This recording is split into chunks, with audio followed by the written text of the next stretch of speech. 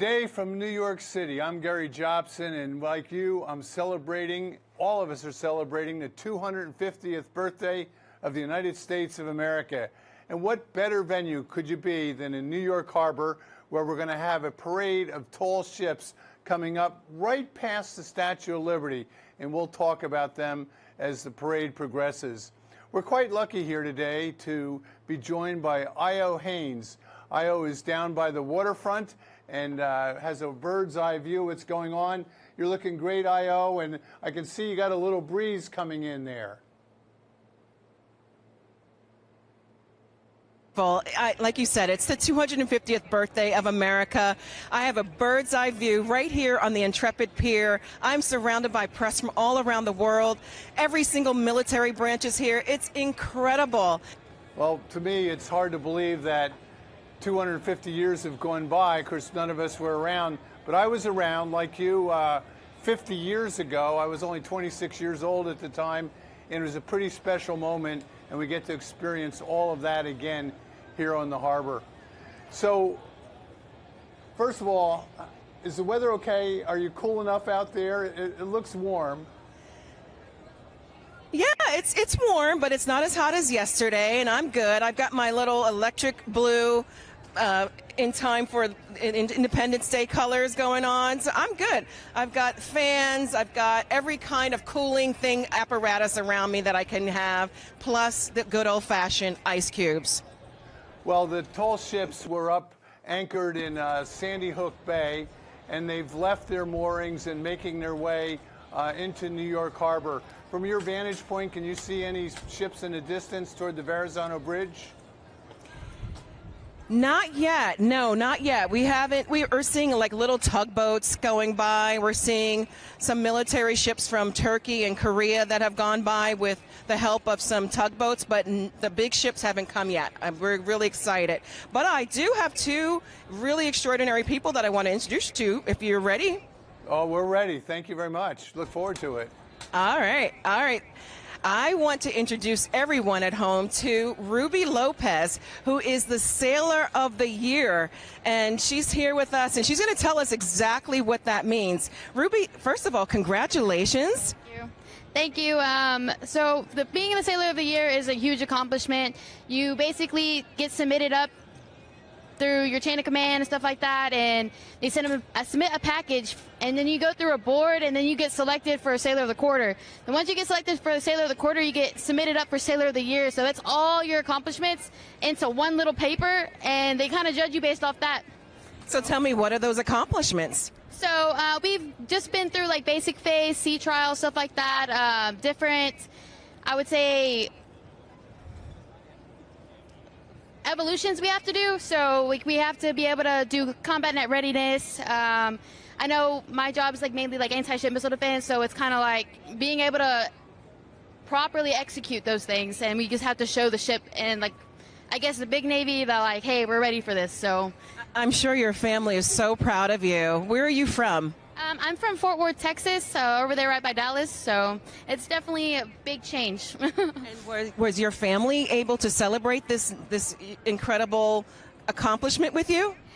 They were still back at home in Texas, but they did hear about it, and I sent them a quick text, phone call, tell them what's going on. And what do you think of it? Is this part of the first time you've been a part of Fleet Week? Actually, yes, this is my first Fleet Week, and it's actually my first time in New York. I think it's beautiful, way bigger than I thought. I'm from seeing the small city in Texas, Dallas.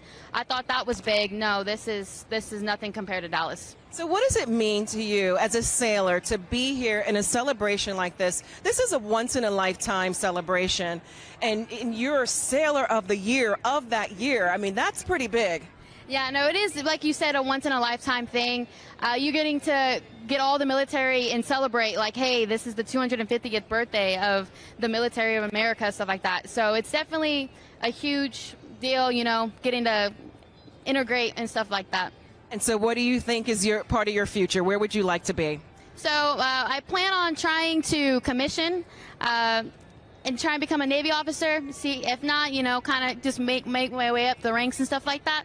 So definitely lots of doors open. Absolutely. Well, thank you so much. Stay here. I want to also bring in Noah Messick, he's one of your sailor mates, I guess you would say. Like Gary, I have to really be educated. This is your forte, so I'm learning all the terminology right now. You're doing well. But Noah, oh, thank you. Noah, you are part of the team that actually drove the Arlington into being moored here at the Intrepid. Tell me about that. Yes, ma'am. So I'm one of the master helmsmen on board. So what our job is we drive the ship in safely, so and everybody can go out on liberty and have a great time. Now, you look very young to be having that kind of a responsibility. Is this normal that someone as young as you or have that big responsibility? Yes, ma'am. We like to have our juniors drive the boat, and so they can get that knowledge and leadership. So when they go up, they can already have that knowledge going in. And you know what? That reminds me of when I first took my first driving lessons. I got behind. I was not expecting to get behind the wheel, and the guy said, "You drive now." So I guess it's like that, right? Like you learn by actually doing. So tell me about being here in New York. What's that mean for you? It's great. I'm from a small town back in Illinois. I've loved it ever since we got here. I'm not a big city guy, but I love it a lot, and it's great to see all the buildings, all the people. They love having us here. How many years have you both been in the service? I hit 3 years next month. Yeah. I hit 2 years on the 9th of this. Okay. This is amazing. I mean, we are surrounded by so many wonderful sailors who are dedicating their lives to service of the United States. Gary, do you have any questions for them? Well, first of all, congratulations for becoming Sailor of the Year. That's quite an achievement. From Fort Worth, Texas, I wonder, has she done any sailing on Eagle Mountain Lake, which is a lot of famous sailors have come from, just outside of Fort Worth? So Gary is saying congratulations, that's such a big accomplishment. He's asking if you ever sailed on Eagle Mountain Lake. No, I actually have not, but I've been there swimming and camping plenty of times, so. Any questions for Noah? Yeah, and Noah, do you feel nervous when you're getting instructions from the pilot coming into the harbor on how to steer? He's asking, were you nervous while you were trying to steer into the harbor? No, ma'am. I was ready. It was a great time. I was looking at all the sights and all that. It was great. Another kind of once-in-a-lifetime accomplishment as well. I think that's what the theme of this day is going to be, is like once in a lifetime. Some of us get to experience it twice, but today, as the 250th anniversary of the United States of America is happening today here in New York, we have so much to be grateful for. Well, I think Ruby and Noah will be around 50 years from now when the 300th is celebrating. So I don't know how long you'll stay in the Navy, but I encourage him to stay for a while. Okay, I will pass that on. He's saying you two are so young that you will probably be here in 50 years to celebrate. Probably. 300? Oh my God, I don't even want to think about that. Well, I can assure you it does All go right, by back to you, quickly. Gary. All right, thank you very much, Ayo. And I can assure you that 50 years goes by a lot faster than you might think. And it's quite fun to talk to some of the sailors. And, you know, and being at the helm of a big ship like that, he kind of downplayed it, but it is a big responsibility. And there's a harbor pilot. All ships that come into a harbor, like New York or over in New Jersey, Port Newark, you have a pilot on board that gives advice, and you pay strict attention because these harbors do have shallow waters, and there's a lot of currents that you have to manage. And interestingly, right now, we're at mid-tide, and low tide was early this morning in New York at 6 in the morning, and high tide is a little bit after noon today. So the tall ships that are coming up from Sandy Point are going with the current. So the wind is kind of light. They are getting some sails up and being powered under sail, but the current is helping them get our way. And then when gets to high tide at noon, there'll be a period of slack, maybe 20 to 30 minutes, and then the current's going to start ebbing. That's the word we use when the current is going outside the harbor, and they'll be able to use that current to exit the harbor in New York. You know, you might be wondering how tall those masts are, and they're at least 160 or 170 feet, and they do fit under the Verrazano Narrows Bridge. But when you're down on deck and you look up the mast, you think, oh my goodness, are we going to be able to make it? And the sailors that'll be up the rig, they can see that there's plenty of space from the top of the mast, but down on the deck it can be a little bit nerve-wracking. The first vessel that we're going to see is the U.S. Coast Guard Eagle. It's a magnificent ship that was built back in 1936. Interesting, that was built in Germany, and there were several sister ships to this, and the Germans at the time believed in sail training and it would be important for them. And after World War II, the United States was able to acquire this vessel and rename it the Eagle, and the U.S. Coast Guard Academy has owned the vessel all this time since it got it in 1946. And every cadet that has graduated from the U.S. Coast Guard Academy has spent time on the Eagle. And clearly we don't have tall ships for cargo or naval operations any longer, but the Coast Guard believes, and so does the U.S. Navy, that sail training is applicable to being a good mariner on the water. Lessons in navigation, lessons in teamwork, lessons in leadership, and all these young people eventually become leaders. I found it interesting that the sailor that we talked to, Ruby, said that she would like to be commissioned someday as an officer. So she's a listed personnel now, and there is a program. Takes a lot of study, but maybe someday she too will be an officer. So the Eagle will lead the parade. We have 13 Class A's that will be coming into New York Harbor, and a flotilla of smaller vessels, and it'll be a good scene. Now, the happy thing about the wind today is it's coming out of the west. These boats are heading in a northerly direction up the Hudson River, and the wind is coming from the side. And this is called a reach, when the wind is from exactly the side, and it's the fastest point of sailing. So these boats will look good when they go by the Statue of Liberty. I'm sure most of them will have their sails up at that point. They'll be on a reach and going fast, and when they get up in the Hudson, the current will die out, and then it'll start ebbing out the other way. The tides come and go twice a day. It's all based on the moon. When the moon is overhead, the gravity from the moon draws the water to it, and that creates the high tide. And then when the moon goes on the other side of the earth, the tides go down because there's less gravity. And it happens twice a day. Kind of fascinating. So with that, I think we have some tall ships that are coming close, and maybe we can get one of our cameras to take a look at the statue. And I think there's a vessel going by right now. There we go. Well, they don't have much wind, and they are moving fairly quickly, and you can tell they're moving by looking at the background and also the waves on the bow. A beautiful shot, the Statue of Liberty, as always, welcoming everybody that goes by.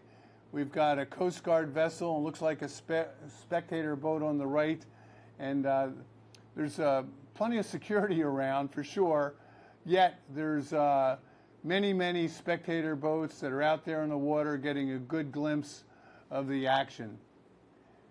These vessels, by the way, they do have engines. Often they have two propellers and two engines down below, so that's why they're able to move when they have no wind at all. These ships have basically 4 different types of crew aboard the boat. They have the working crew, they have the cadets, they have the officers, and often they'll have some passengers. And I'm quite sure all these vessels have passengers today, people that make donations, sponsors that are aboard, and these tall ships are expensive to run, so they always have their hat upside down looking for help and donations. And many of these vessels are supported by the governments of the countries that they represent. Here's a good aerial shot of New York Harbor there. You can see some vessels working their way up the river. And a flotilla of spectator boats around, getting a good glimpse. I'm sure the shutters will be clicked like crazy getting pictures of these vessels as they go by.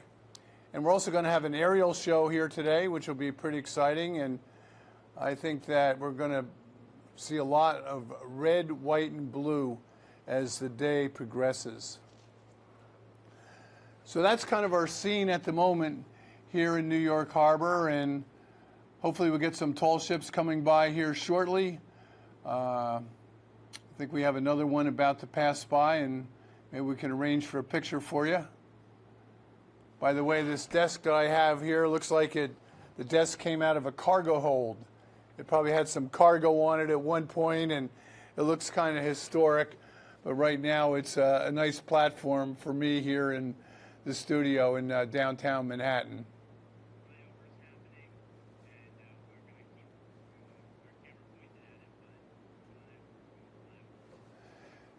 So we do have some flyovers, military aircraft, always very exciting.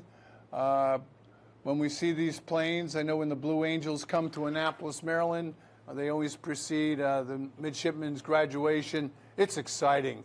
And when you hear the power of these jets fly by, you know, the one thing I always think in the back of my mind, thank goodness they're on our side. And the precision that they fly with is spectacular. I mean, it really is something. And there's been some television shows, I think Netflix has had some, talking about the Blue Angels, and also the Air Force flight team. And you learn, you know, just how much practice and precision that they have going in there. I can see the exhaust in the air of these planes as they flew by, and I bet it was deafening down on the water. There we go.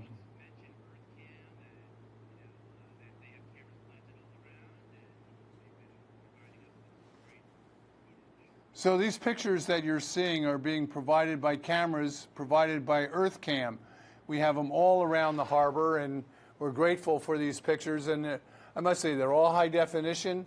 They look spectacular, and we've put them in different locations around so we get a good feel of what is going on out in the New York Harbor here. The statue, by the way, on Liberty Island, I looked this up. You know, who actually owns Liberty Island? Well, it is a national park, but Liberty Island technically is in New York, and just on the other side of Liberty Island and Ellis Island, just to the north, is New Jersey. And so that's why it's often referred to as the port of New York and New Jersey. But Liberty Island is technically in the state of New York, which I think they're very proud of. Anyway, always a little rivalry between the two states on either side of the Hudson River.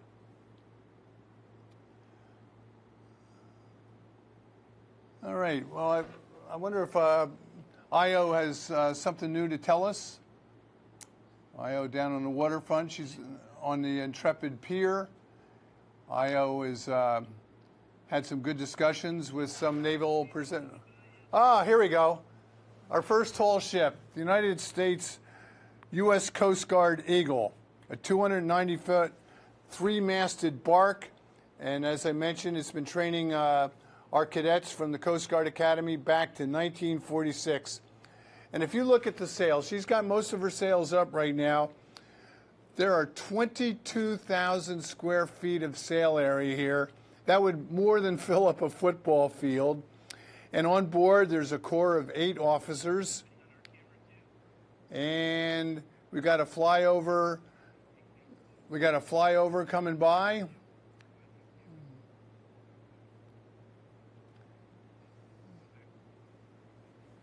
We just missed the camera there of our flyover, but the statue, let's go back to the Eagle, that you can just see the mizzenmast passing by on the right. And I was going to say, she has a crew of 8 officers, a crew of 50 enlisted members, and about 150 cadets are on any time. So, Ayo, we just got a shot of the eagle going by the Statue of Liberty, and she looked good. She had most of her sails up, a little breeze filling in. So the eagle is coming up your way. You should be able to see it soon. How are things there on the pier?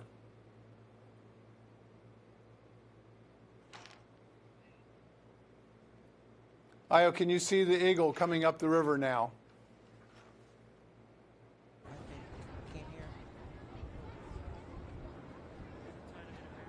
Is there a mic on? Because I hear wind. Ayo, it's Gary Okay, here. hey, so yes. Can you? Hey. Gary, it's beautiful. I mean, it's so incredible to watch all of these flyovers. People have gathered now. They're on the pier with us, not just the press. And everyone is watching in awe of all of these beautiful demonstrations of the planes going over, the naval review, the air review. And so we've seen the red, white, and blue planes go by. We've seen the Navy go by. And so now everybody's just excited to see the tall ships parade. Is it loud when those planes go flying by? Not as loud as you would think, and I'm hearing that there's two more coming over right now. I can't hear exactly which ones they are, but here, take a look.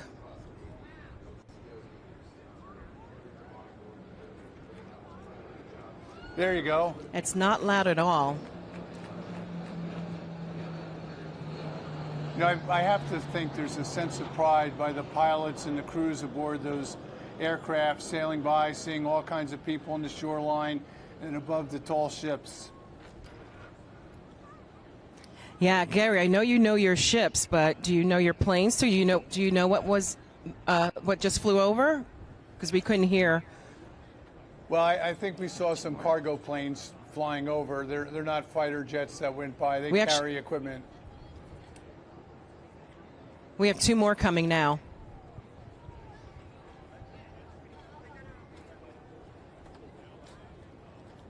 They're so quiet, you can't even hear them.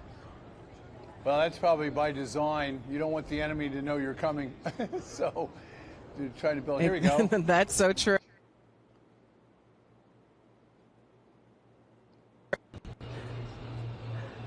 They're in a side-by-side formation. And it really is a showcase of just the technology that we have at our disposal. So quiet. It looks like a jetliner, actually. Well, they're cargo planes. They carry. And I see in the distance two more coming. A steady stream of aircraft. Oh, those are cargo planes. Okay. Yep, it was a Yeah. steady stream. This is the parade of aircrafts right now going on before the tall ship parade. So this is, as they're saying, a debut of two sleek Navy T-54 2s, if I'm hearing the names correctly. These are brand new.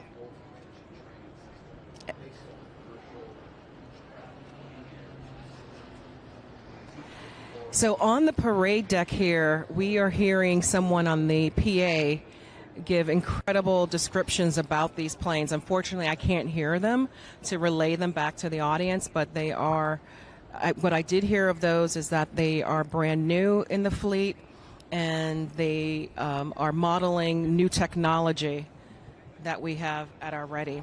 And there is another plane coming. I can't see exactly what this one is, but I'm going to listen out to see how he describes it.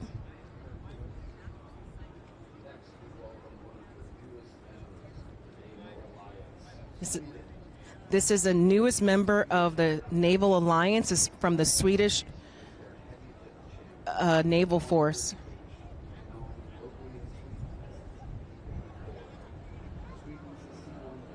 This is a C5. Another cargo plane.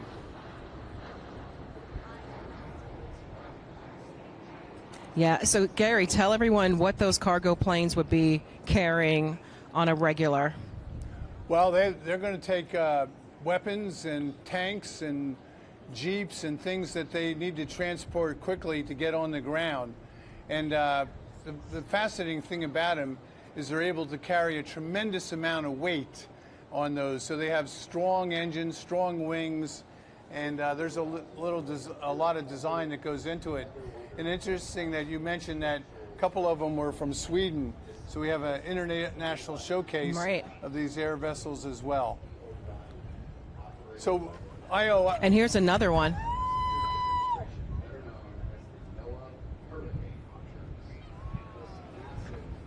All right, well, a good shot here. There. Good shot of Manhattan here. You can see the Eagle is the boat in the middle of the screen. She's got her topsails set, but not her lower sails. Maybe a better view from everybody. And then behind her, it looks to me like it's the Pride of Baltimore that's coming along. The Pride of Baltimore obviously represents the Chesapeake and the city of Baltimore.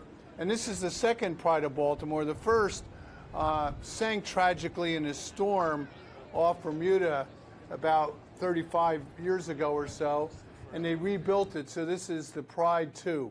I've sailed on it a pile of times and We have done a trip to Bermuda on it.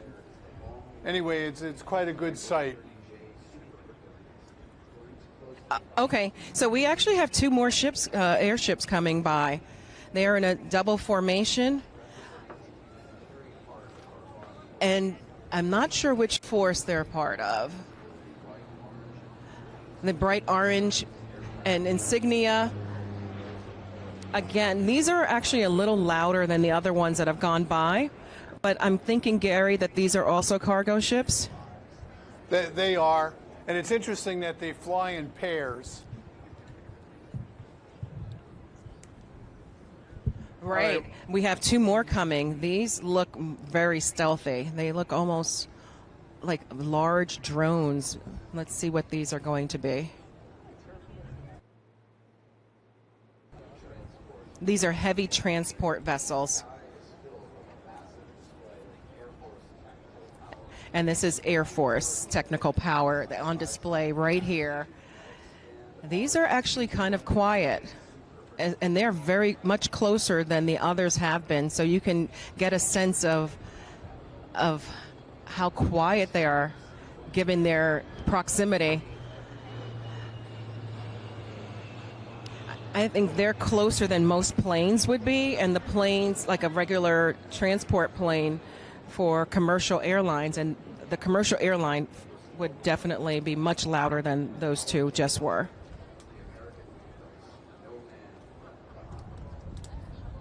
You know, it's a steady stream of these aircraft going up the Hudson River. Pretty impressive. Yeah, you know what it is? It's the instead of having the parade of ships on the water, we are having a parade of planes in the air.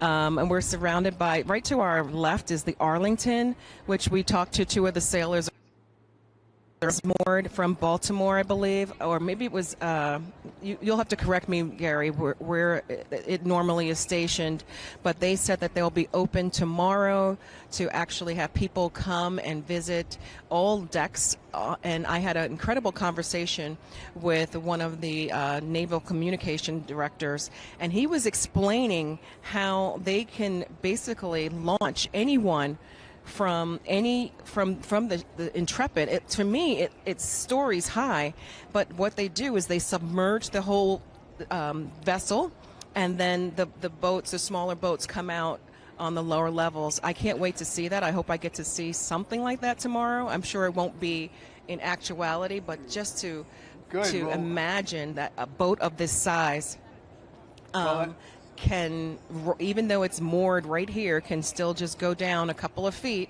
and the boats that the sailors will be on go directly into the water. It's pretty amazing.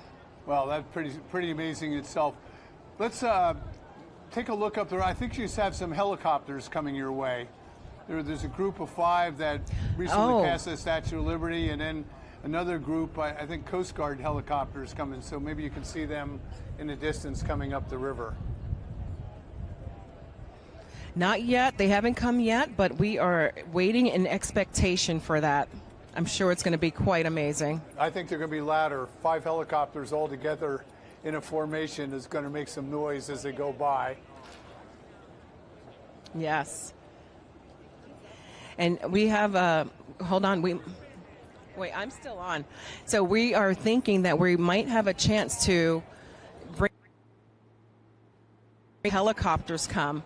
So stand by for that. All right, well, while Ayo is there, keeping our eyes open for a display of helicopters flying overhead, maybe we can get a shot of some of the tall ships again as they pass the Statue of Liberty, and I can talk a little bit about some of the sites that we have. There we go. Sounds good. All right, well, we have a tall ship there on the left. I think that is the Ayo Libertad from Argentina there. It's got about half her sails up, and they shot past in the Coast Guard vessel. You know, you wonder how much difference those sails can make, and every sail they put up adds a little more speed to the boat. And up in the rigging, the crews are up there to be able to handle the sails. It's a long way down to the deck, and there's an old expression for mariners, one hand for yourself and one hand for the ship. In other words, hold on. We don't want anybody to be falling over. All right, Ayo, you have some new guests, I see. So maybe we can go to you here and hear what you have. A couple of military people with rifles. Ayo? From a part of the drill team, and I'm going to let them introduce themselves. Tell me who you are. Hi, I'm Sergeant Whitefield. Sergeant Norman Riflish. From which branch? Army. From the Army. So obviously they are dressed to the nines. I don't know how they are staying cool, but you look so handsome. Tell me about what it is that you're doing here today. So we're here supporting the New York Recruiting Battalion. We are performing on the Intrepid. We're performing at Jones Beach. We're going to be performing at City Hall.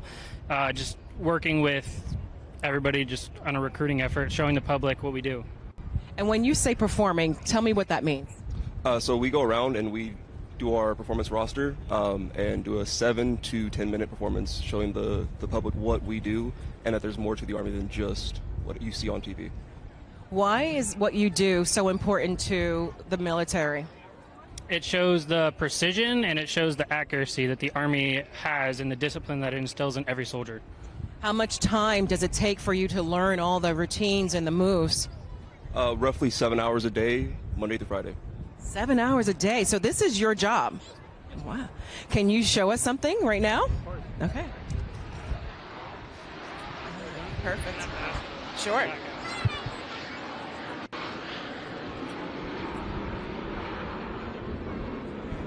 I think he's going. Gary, they're about to start. Good. Look forward to it. I'm going to step back so I don't get impaled.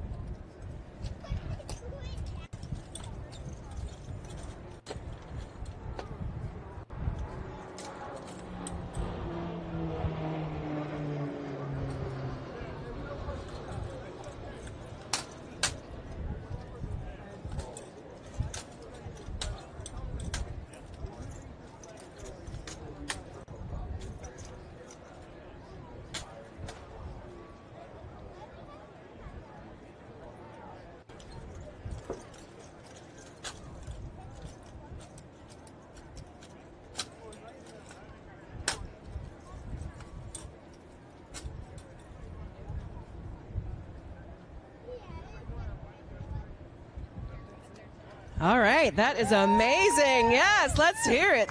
Amazing. So tell me, each of these moves must mean something specific. Kind of. So we have a roughly 32 manuals that make up our entire performance that we teach and practice every single day. And when you're doing certain steps in, are you also marching usually? I mean, this is a very contained space, but normally, how much space do you need, and how many people perform with you? About 70 feet by 50, and it's typically 16 personnel total. 60? 16. That's amazing. And all of you are in the same area, or are you all throughout the military and you meet at certain times? So we're all at Fort Myer, Virginia, but we come from all parts of America and even nationwide. What does it mean for you to be here on the 250th anniversary of our country, being able to see and be a part of today? What does that mean? It's an honor, really, to be here to support the country that we all defend in the military and serve the people. How about for you? Yeah, it's an honor. We're proud to be out here helping New York Recruiting Battalion and just being here to see all of, the people. That's what we do it for. How long do you stay in this battalion? Depends on the person. Some people, I think he's been here for 3 years. I've been here for almost 5. Just depends on when we go to our next duty station, if we extend or not. Well, we are so grateful for you taking the time today to show us how amazing your skill level is, and for being just a part of the military that defends our country, and especially here on the 250th anniversary of the country's formation. Thank you so much. Thank you, guys. Thank you. Well, that was impressive, Ayo. All right, Gary. Wasn't that amazing?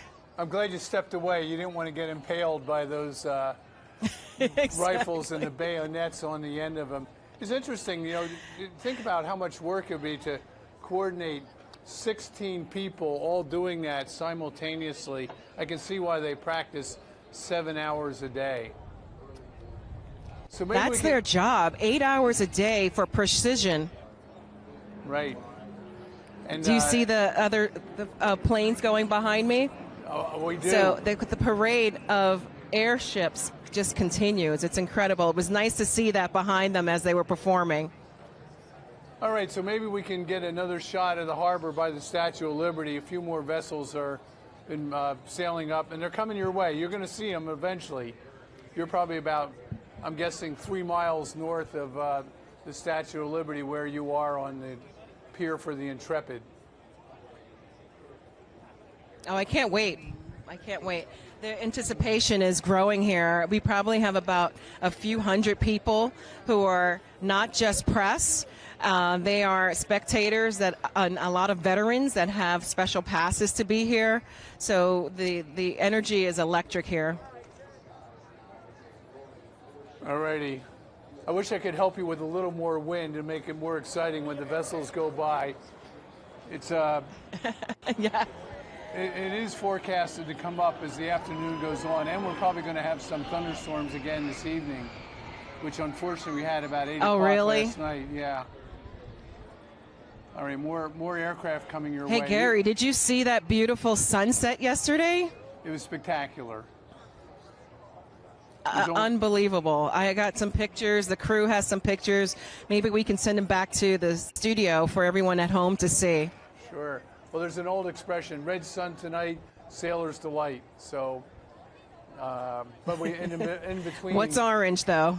Yeah, but in between. It was orange yesterday, so I don't know what that means. Well, it meant we're going to have a thunderstorm last night, which they did, which caused some trouble. All right, let's see. We have another vessel steaming by the Statue of Liberty in the screen right below you there. It's a smaller vessel, a schooner. There we go. We have another ship going by, airship. That looks like a cargo plane.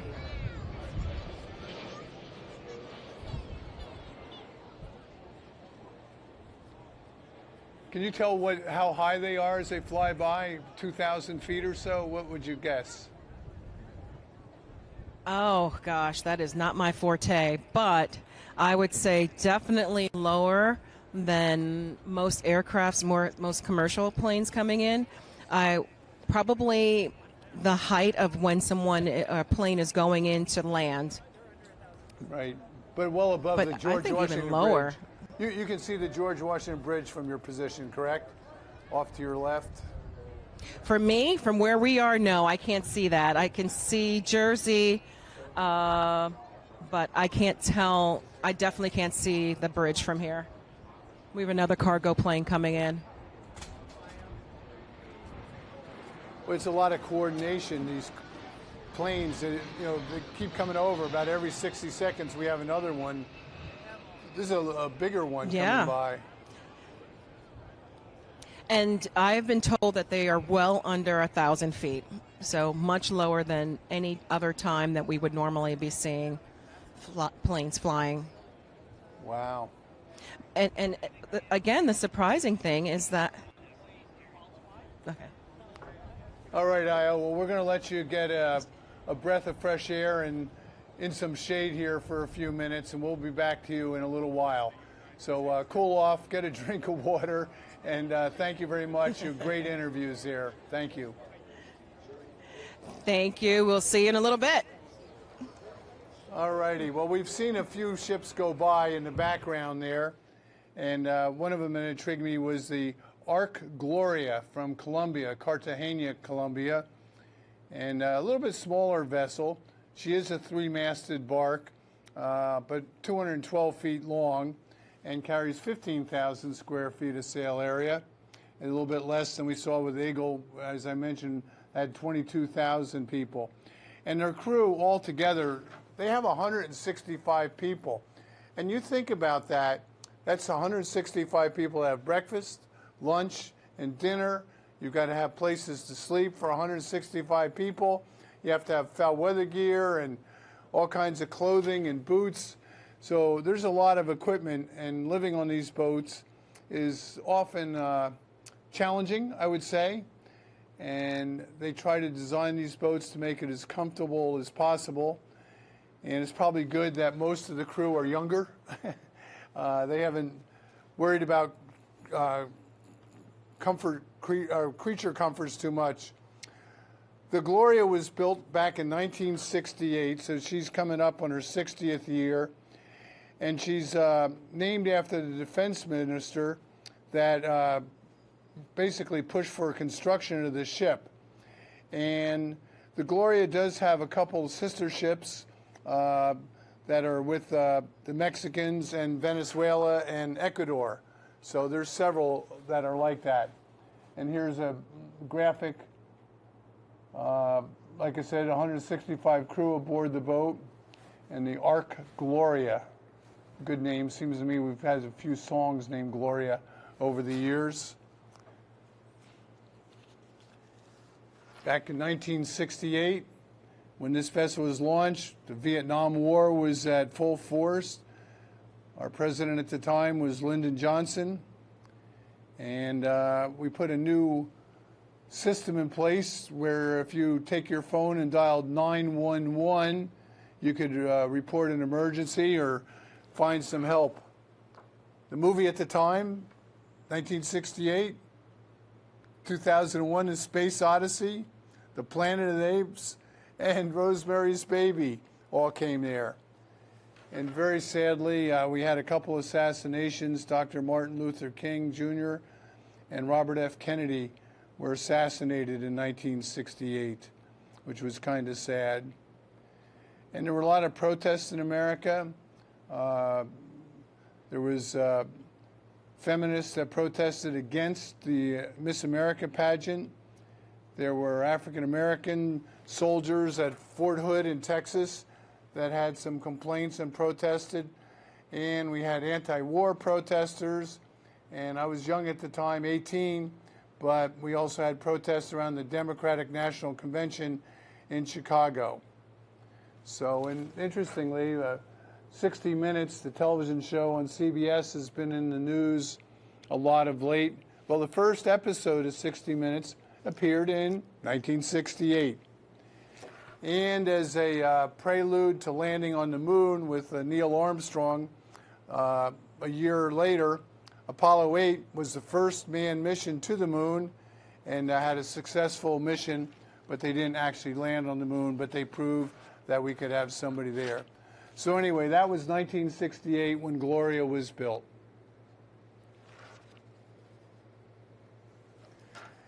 You know, I have a fun story to tell. It was about 20 years ago. I got invited to sail across the Atlantic Ocean on a tall ship. The name of the vessel was the Stad Amsterdam, in honor of the city of Amsterdam in the Netherlands. And we had about 100 people on the vessel for the trip across the Atlantic. Just like these vessels, we steamed out of New York Harbor. We passed the Statue of Liberty and started setting our sails when we got to the Verrazano Bridge. And it was actually a race. So we joined a race. There were 20 vessels in the race, and set our sails off Ambrose Light, which is off New York Harbor, famous departure point, and took off across the sea. The vessel was about 350 feet long, and the breeze came in and we settled in, and it was fascinating to me to see how fast this thing was going. We rode the Gulf Stream.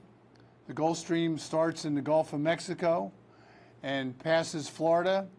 It's produced by wind, and it flows toward Great Britain and Europe.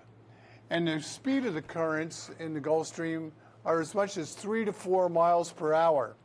So as a sailing vessel, you want to get into that stream, and it helps you go a little bit faster. In addition, it got windy, and the wind was out of the west, which helped propel us because we were heading east. These boats like to sail with the wind. And we got the vessel going mile after mile, day after day, at 14 nautical miles per hour. Now you might wonder, what is a nautical mile per hour? So if you drive your car, you're driving a statute mile. A statute mile is 5,280 feet. A nautical mile is a little longer at 6,076 feet. So it's about 1/6 longer. So if you're hearing an airline pilot or a ship captain, they will always be referring to nautical miles per hour, not statute miles per hour, which you have in your car. So steaming along at 15 knots, as we call it, or nautical miles per hour, that's about 18 miles per hour in your automobile.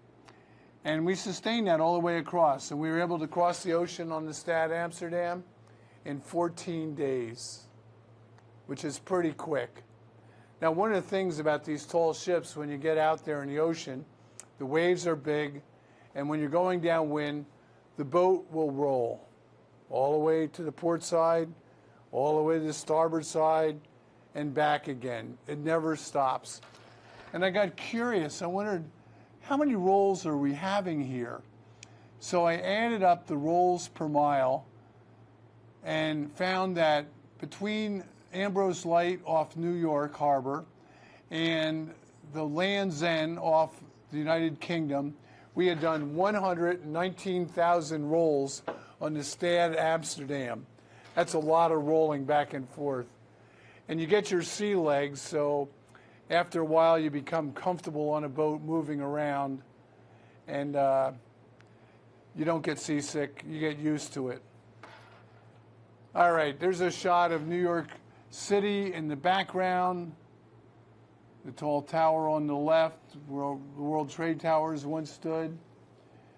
Once again, the wind, it continues to be light wind here.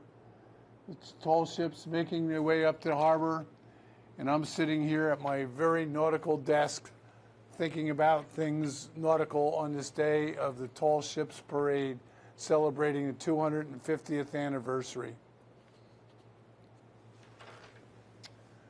All right, as we await the next shot, there's a good shot of the city line, a view from the Statue of Liberty. Look at that. That picture is from the arm that's extended up. There was a day that they used to let you walk up there, but the copper has gotten thinner over the years, so they put a camera up there, but they don't have spectators there.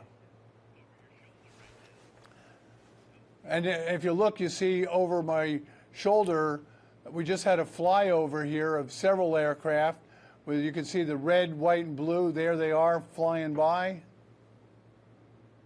Oh, very cool. And like I said, I'm glad they're on our side. precision flying, all about, they're probably 5 or 6 feet apart. There's a good shot of them with America's colors, red and white and blue. Somebody's head. At least he got a good shot, even though he ruined our shot there for a second. But anyway, pretty impressive to be able to coordinate a shot like that. I think there were 7 planes in all in that formation that went by.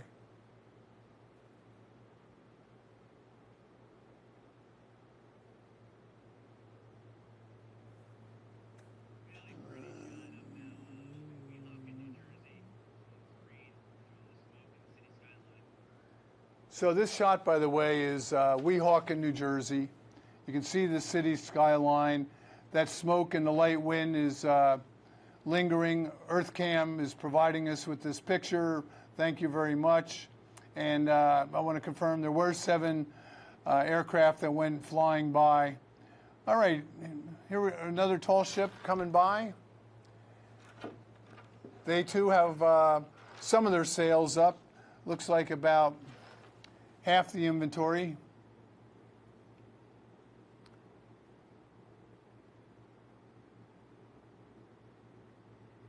I don't think they're motoring. They got those sails up, all these little staysails.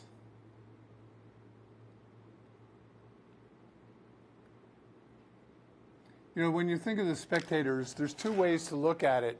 One is the people on shore or spectator boats looking at these vessels and aircraft going by. The other spectators are the people on the vessels and in the aircraft looking at the crowds down on the shorelines and out on the vessels. It's quite an impressive view. And you can see the size of the ship there on the lower right of the screen, passing by New York City. That smoke is still lingering. The exhaust from the jets, I mean, it's a lot of jets, 7 of them going by. All right, well, Ayo has had a little bit of a rest out of the sun. Good for her. And maybe we could take a minute and check in with Ayo. Did you see that formation of 7 jets go by?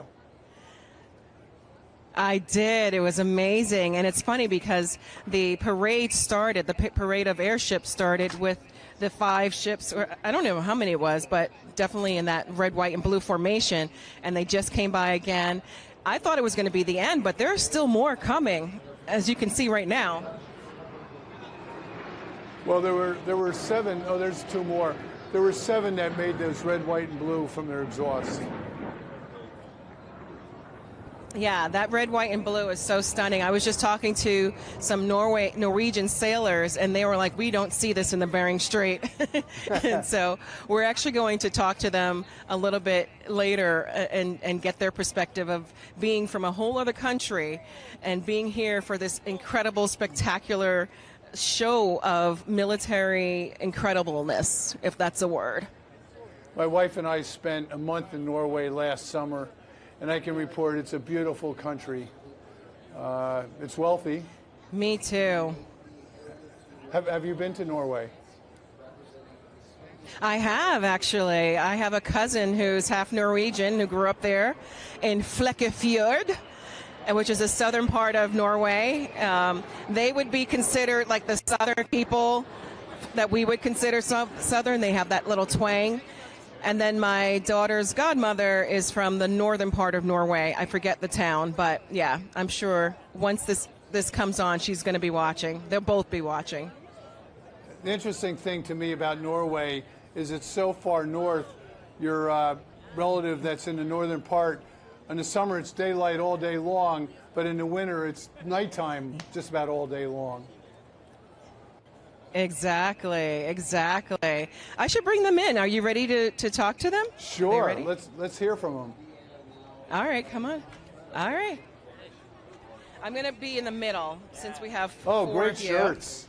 Okay, come a little closer to me. Yes, there. Squeeze. And so Gary, if you see these 4 amazing young people who are part of the Norwegian sailing, what department, which division are you in? I'm in the mechanics. But are you in the Coast Guard? Coast Guard, yes. Yes, in the Norwegian Coast Guards. So they actually have come from Norway through Iceland to New York. I'll let them tell you about what it means to be here celebrating with us. So first of all, let's start with your names. I am Private Leander Langeland. For me, to be here, it's a great opportunity and an honor to be sent by the Norwegian Coast Guards to be able to celebrate the big day for America now. And I'm very happy to be here and experience this. Thank you. My name is Ragnhild Kars, and I'm also private, and I'm very great to be here. How old are you? I'm 20 years old. 20 years old. Amazing. I am Private Ludvig Sundfjord, and I mean, it's crazy to come all the way here to celebrate this anniversary, and it means a lot to represent Norway and to, yeah. You're doing great. Hello, my name is Tom Felix Syvertsen. I'm second-year apprentice on board Coast Guard ship KV Hopen. And it's just incredible how big this city is, all these ships, all these planes. It's incredible. So I was talking with them a little earlier on, and so everyone here is a first-year apprentice if they're in the striped shirts. And I'm sorry, I did not catch your name. I'm going to have a special lesson on Norwegian names after this. You're a second year, so what does that mean? What kind of duties do you now inherit that you didn't have last year? You get a lot more responsibilities. They trust you more. You get closer to the bosses. You are closer to them than on the first year. So you get more responsibilities, yes. And are you here to help these younger sailors learn how to progress to the next level? Yes, I help with the training and education, yes. So tell me, you are probably 25% of the, as a woman, right, in the naval. Norwegian Coast Guard. Norwegian Coast Guard, sorry, in the Norwegian Coast Guard. So how is it to be a woman in the Norwegian Coast Guard or in the military? I think it's great. I love to be a woman in the military. I don't think it's any different from being a man. And are you all required to be or to join the military in Norway, or you have a choice? It is mandatory military services in Norway, but they are very kind when selecting. So you select on a scale how much you want to join the army or navy, and then if you select that you really don't want to, they are not going to choose you because they want motivated people in the army. Well, that makes sense. If you have to be motivated and disciplined to be in the military, obviously. Tell me, what was the trip over like? What path did you take to come to New York? We went from Bergen on the west coast of Norway to Reykjavik in Iceland, and from there we went 8 days sailing to New York. And it was a very nice weather and almost no waves all the way. And it was a really calm trip, actually. Kind of lucky with the weather. Yeah. Oh, the pilot is coming. So I know that Norway is traditionally colder, and you do a lot of work further up in the Antarctic, in Antarctica. What's it like to be here at 100 degrees? It's a lot hotter. It's incredible to sail up in the north and look out your window and you see ice. I think that's really cool. And to be here in this hot weather, it's very different. It's very cool, yes. I'm sure it's a challenge. You guys look so professional. You are not sweating like I am. I don't know how you do it. But I am so grateful for the time that you've taken to just talk to us here. I have a co-host in the studio. I'm going to ask him if he has any questions for you. Gary, what did you think? Well, thank you, Ayo. Fascinating, and I appreciate listening to them. I was in Bergen last summer, and that's where they left out of, and you can tell them I thought it was a beautiful city, the city of Bergen. Yes.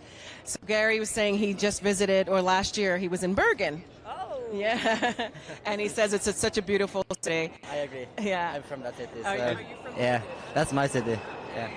And then we have to put a button on it all, we have the sending off with the planes going over. Joining us, and hopefully next year when you come, I will know how to pronounce your names. Yeah, so one last thing, Ayo. Ask them how's their soccer team going to do in the game coming up? What was that? I believe Norway's playing in the soccer game. How's the soccer team doing? And who wants rowing. to take that question? Who follows the team the most? Soccer. Are they still in it? Brazil tomorrow, I think now, and everyone in the Norwegian Coast Guard and in the Norwegian Army is going to support Norway. We're going to watch it live on in our eating area, and it's going to be a wonderful time. And we're always rowing for Norway. All right. So ask them to show us ask them to show us the rowing cheer, the soccer cheer. Show them the what? The cheer, the rowing. Let's hear the soccer cheer. Ein, two, woo! Ein, two, woo! Ein, two, woo! Very there good. you have it. I saw that in Times Square with hundreds of people doing that. So we have it here, right here on the Intrepid Pier. All right, Ayo. Tell them I have tears in my eyes, and I'll be cheering on Norway during the game tomorrow. I will certainly tell them that. All right. Well, let's go on here. We have another vessel coming by here. This one has all its sails up. See if I get the word. I can't quite see which vessel it is.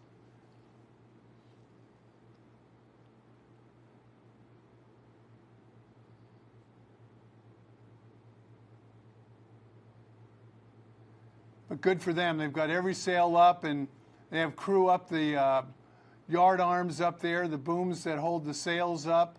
And, of course, they get the best view of all when you're up in the rig. And remember that expression, one hand for yourself and one hand for the ship as you handle those sails as it steams on by. And, yes, happily, a little breeze has come up and helping push these boats along.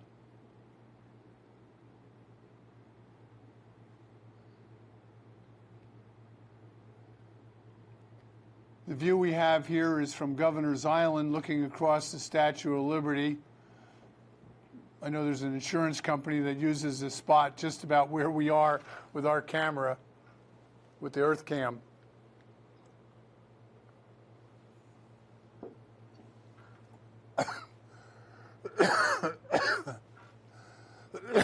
Excuse me. A shot from the... That ship that we just passed by was the Gorkbach. It's from Germany, middle-sized ship, 266 feet long. She's from Kiel, Germany. And Kiel is where sailing in the Olympics took place back in 1936 and again in 1972. It's got a permanent crew of between 80 and 100 people, and they host between 140 and 200 cadets aboard the vessel. And this was built well after World War II, back in 1958, as a replacement for an earlier vessel that was built in 1933 that ended up with the Soviet Union. They took it as war reparations, just like we did with the Eagle. And she's completed a circumnavigation, that vessel, all the way around the world. Pretty cool. And when the vessel was built back in 1958, President Eisenhower was in the White House, and the U.S. Congress passed legislation to create the national, or NASA, which worked hard to put somebody on the moon. 11 years later, they pulled that off. At the same time, in 1958, Elvis Presley enlisted in the U.S. Army. Pele led Brazil to their first World Cup title, and as you heard a moment ago, Brazil's playing Norway tomorrow. The first Pizza Hut appeared, the first International House of Pancakes appeared, and for the first time we had a credit card launched by the Bank of America, which is now known as Visa. So all that happened in 1958. Pretty impressive. Ayo, do you see any of the tall ships finally making their way up off the Intrepid Pier now? Oh, I didn't hear that. Say that one more time, please. Yeah, Ayo, I'm wondering if any of the tall ships have made its way up to where you are now. Yeah, it's starting. Okay, the FDNY boat is starting with the waterfall, and then the U.S. Coast Guard Eagle. I can see it. It's right there. And as we know, that's what starts it all off.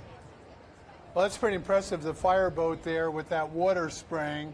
I don't know if the mist is making it on shore at all. A lot of horns going off there. Yeah, it's announcing this art. It's like it's regalia, right? Telling the world that this amazing event is starting, and I can see it. I'm not sure if you can quite yet, but the U.S. Coast Guard Eagle is right there, right behind the FDNY ship. So here's my question, Ayo. As opposed to standing on the dock where you are, would you like to be out on the Eagle right now? I'm sorry, say that one more time. Would you like to be out on the Eagle at the moment? I'm loving it. I have never been this close to the action as a New Yorker. I'm ashamed to say I've never been to the Intrepid, so today I feel like a tourist in my own hometown. It's the first time I'm getting to see the air show, the ships, to be on the Intrepid, to be next to the Arlington. I mean, I have hit the 250th anniversary jackpot here. So let me shift gears on you, Ayo. As a New Yorker, how did you feel about the New York Knickerbockers this year? Of course, I had to cheer. I had to bring out my really beat up Knick hat, but I loved it. The parade is too many people for me. Like this here for July 4th is perfect because it's a select few people on the pier. I've got front row seats. I don't have to be jostling. I don't have to worry about. Yes, this is the Coast Guard Eagle. No. Well, it should be anyway. It's the first, right? No. What does that say? It's not the Eagle, but it's a fully. Got most of the sails up here, steaming along. That's the Ostabaklo. So, Gary, I thought that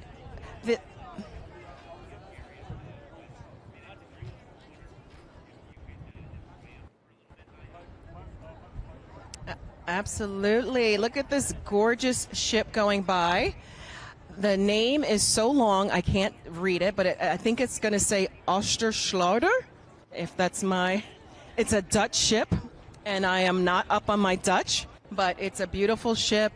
It has the Sail 250 flag at the top, and I only see maybe 5 people.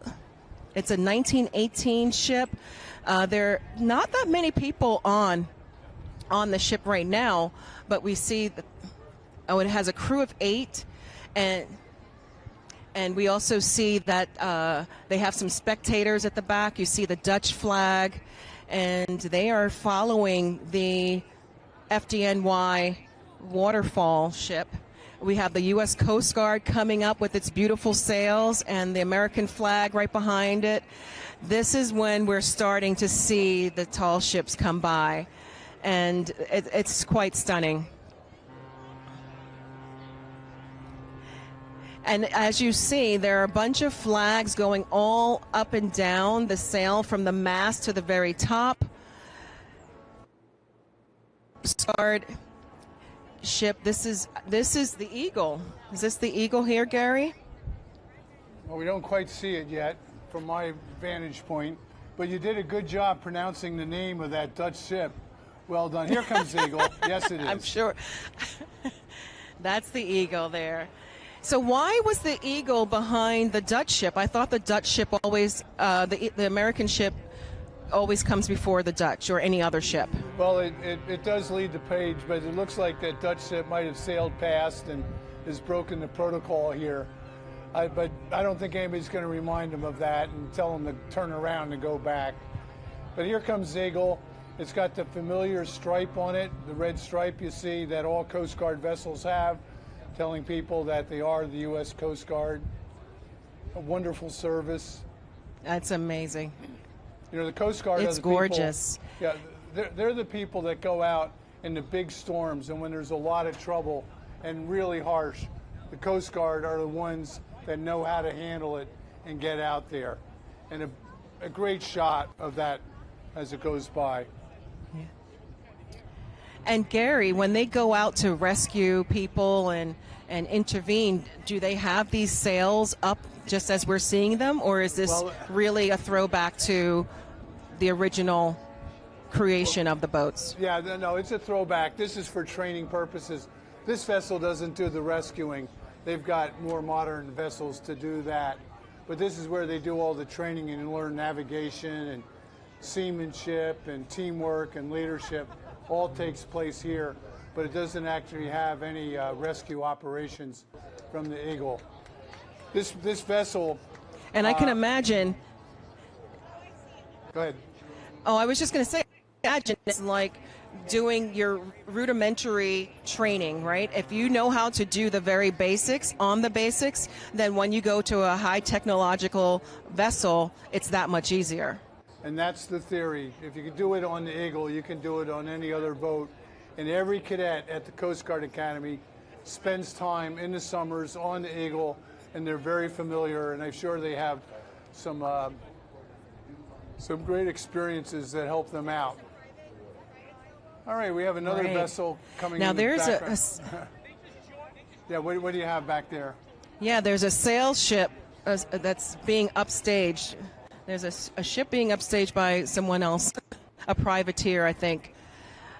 Well, the boat in the background the topsail schooner is the Pride of Baltimore, which represents the city of Baltimore and the state of Maryland. And you can see it's a familiar black hull and long, I'd say dark yellow stripe there. It's called a topsail schooner. They'll sail with a crew of about 12 to 14 people, but I'm sure they have a lot more spectators on the boat today. And Ayo, as I look at it, she looks like she's sailing pretty well. They're not using their engines, so good for the Pride. Yeah. It's beautiful. I would say there are about 20 people on board that I can see from here. Well, I'm sure they have some passengers today, and the sails filled, and that boat sails really fast. How fast can these ships go? Well, I sailed this boat from Annapolis, Maryland, over to Bermuda. It's about a 700-mile sail. And when we got out in the ocean, we were sailing about 15 or 16 knots hour after hour. So it makes good progress there. And we were able to do it with all the sails up. So it's very seaworthy and handles the sails well. And when we did it, I think we had 14 on the boat. And I made a film out of it. Oh, I would love to see that. And Gary, tell us about the FDNY. What do you call this? A waterfall boat, or when they're shooting the water out of the cannons? Yeah, it's called a fireboat. And if there's a fire along the waterfront or a vessel out in the water, this is the boat that helps put it out. And as you can see, they have all their hoses out, and they're basically pumping water from the river and blasting it out and going right back in the river. And if you're wondering if it's wet on deck, the answer is yes. It's really wet aboard the boat. But, very wet. But I don't see anyone on deck, actually. No, they're inside there. But it makes for a spectacular sight when the fireboats are out there. And You know, if there's a new passenger vessel that's coming to New York Harbor for the first time, often you'll see 4 of these fireboats out spraying water and making a good scene. So it's very cool that they do that.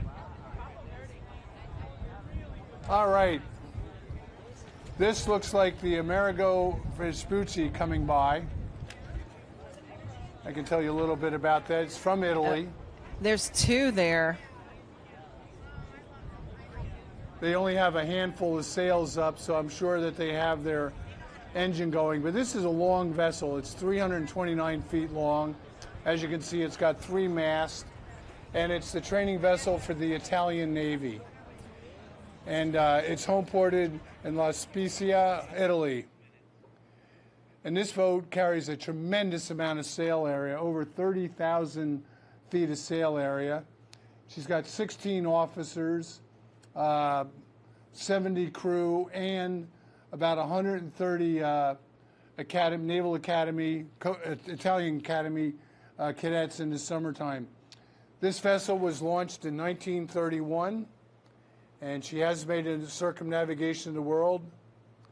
And she was named after the very famous explorer Amerigo Vespucci. And today, other than training, this vessel is often seen at tall ships parades like we are having today. And she does have a little bit of a rivalry with her German counterpart. They like to race each other, and it's all friendly. But if you're on one vessel, you want to sail faster than the other vessel. There's no question about that. Human nature takes over.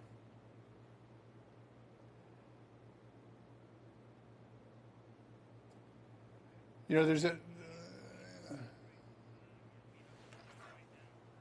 All right, we're going to go to another vessel off our camera, Weehawken.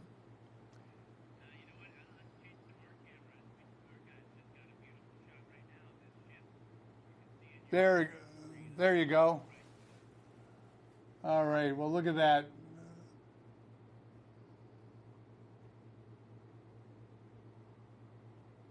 You know, the people in those 2 vessels, I can guarantee you, they're looking at each other, and they're trying to figure out which boat is faster. Now, technically, the bigger vessel will be faster because it's got a lot of waterline, longer waterline, and more sail area. But it doesn't have all their sails up.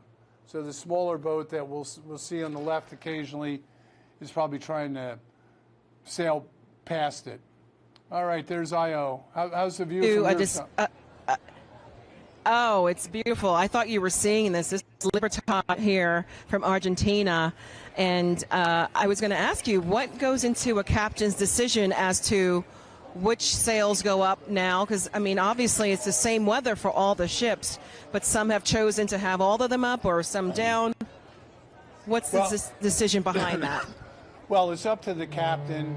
And, of course, it's easier to maneuver these boats with less sail area, and it's a better show with more. But I can see there's cadets up the spar of the boat, and I don't see the sails there. So, you know, they're having a little bit of display, but they're trying to make it easy on their crew. This vessel, the Ayo Libertad, okay. I was going to tell you, Ayo, that Ayo Libertad is 340 feet long. It's got 3 masts, as you can see. She's made out of steel, and she's from the great town of Buenos Aires. Of course, I love Buenos Aires. It's a great place, particularly the name. Buenos Aires in Spanish and English means good air. Well, and it has plenty of air. Buenos Aires, yes. This vessel was built in 1963. This is a stunning ship. Yep. This vessel was built in 1963. She's from Ensenada, Argentina. She's one of the fastest in the world at tall ships, and she's the symbol of the Argentine Navy. And over her years, since 1963, she has sailed over 800,000 nautical miles, and she's visited 500 ports in 60 countries and trained over 11,000 naval cadets and graduated. Incredible. Incredible. All right, we have another topsail schooner coming by that we see on the picture right now. Yes, what is that? Which ship is this? Because we can't really see a name on it. Well, I didn't catch it, but it was a It's a topsail schooner. We have another vessel coming up. Another big one here. and the schooner is going to be something that is more short trips, or yes. Tell me about that one. Well, the schooners had a lot of purposes. They were often pilot boats to get a pilot off to a larger ship arriving in port. They would deliver cargo. They were involved in naval operations because they were swift and sailed fast, and eventually they became yachts. In fact, the New Yorkers built a yacht in 1851 and proudly called the yacht America. The yacht America sailed across the ocean to England and got in a race with 18 boats around the Isle of Wight. The Isle of Wight is on the south coast of England, and the America beat all 18 of them, and they were awarded a prize from Queen Victoria, which became known as America's Cup. And it's been a famous yacht race ever since 1851, the America's Cup. Amazing. Well, in the distance, I can see the Esmeralda from Chile coming, and it looks to have all of its sails up, so I think you're going to really love this one. I know you've seen the parade of ships, you know, throughout your career, but to me, this is so stunning. I don't know if it's special to you or not, but because you see it so often, but this is just breathtaking. Well, it's always stunning here. We're looking at a vessel with red and white sails. That's kind of interesting here. Why do you say that? Well, you don't see red sails too often as it's cruising past the Statue of Liberty. You'll see in a little while alternating red and white sails on this vessel.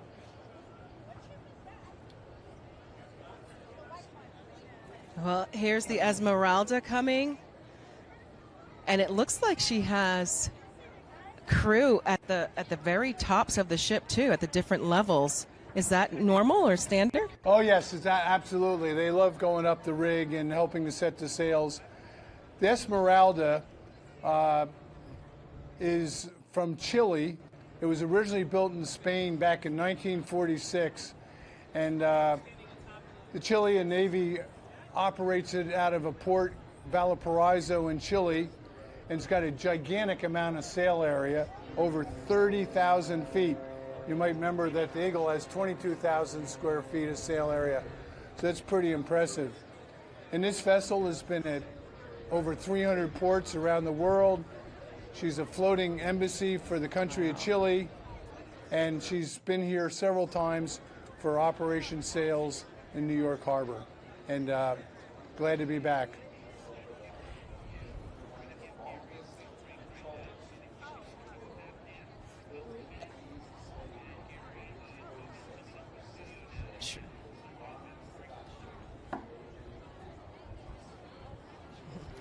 It's amazing how the ship is just gliding effortlessly through the water. Each one is so very different from the next, even though they have different positioning of their sails. The different hulls are painted. Hulls are painted different colors, but you can see that the workmanship and the pride that goes into maintaining these ships is nothing short of just top notch. I see crew on the ship, and I also see a couple of civilians as well. But I can only imagine that it must be just as special for them to be a part of the parade. We're watching them, but they're watching us too. And they get to be a part of a celebration that is not happening every year. The 250th anniversary of the formation of the United States is something pretty spectacular. And we have to remember that many of these sailors probably weren't alive for the bicentennial, and they get to experience this incredible majesty of ships parading on the Hudson River right here in New York, which is outside of D.C., the seat of the U.S. American country. It's just amazing. And so as you see, as it's going by, all of the flags are flown in every mast. And I'm sure the green that is chosen for the hull is chosen because of the rich, fertile land of Chile.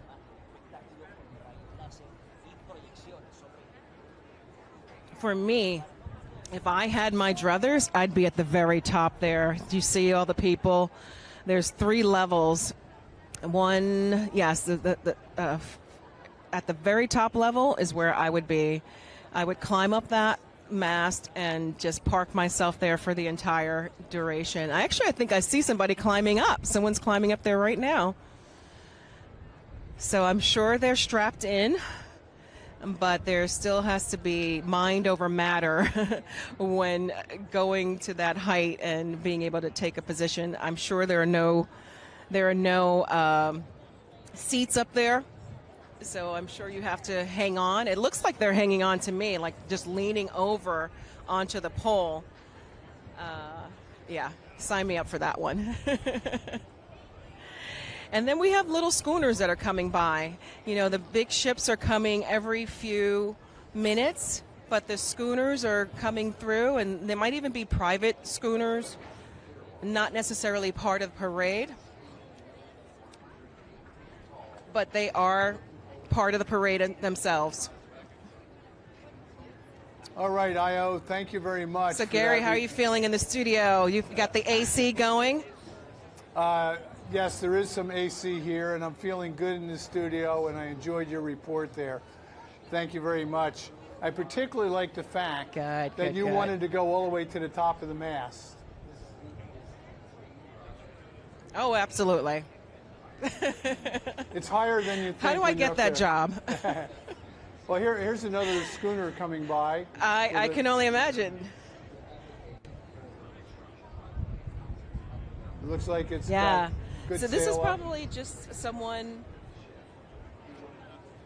Do you think it's part of the parade, or it's just a private person deciding to tag along?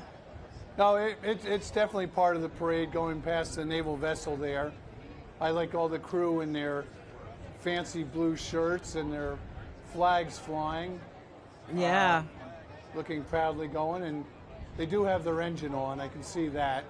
And they're steaming along at about 8 nautical miles per hour as they go by our picture here. So, I mean, there's hundreds of boats out here. Gary, how do you... Oh, yes, there are. What is the cost of maintaining these boats? It's a lot. A schooner like you just saw went by would be a few $100,000 a year at least. And these ships are many millions. You know, housing and feeding everybody, transporting people around the world. There's a tremendous amount of maintenance involved. We're lucky you have all these cadets to keep the ship clean and paint things and maintain them.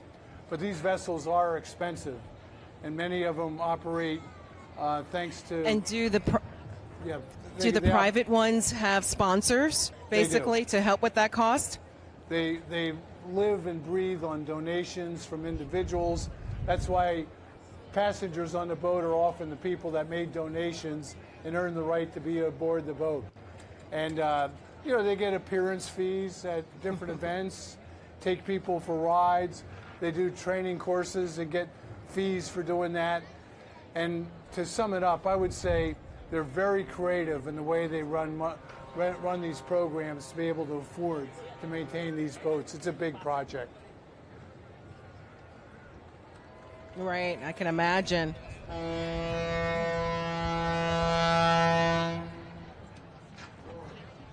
All right, what do we have here?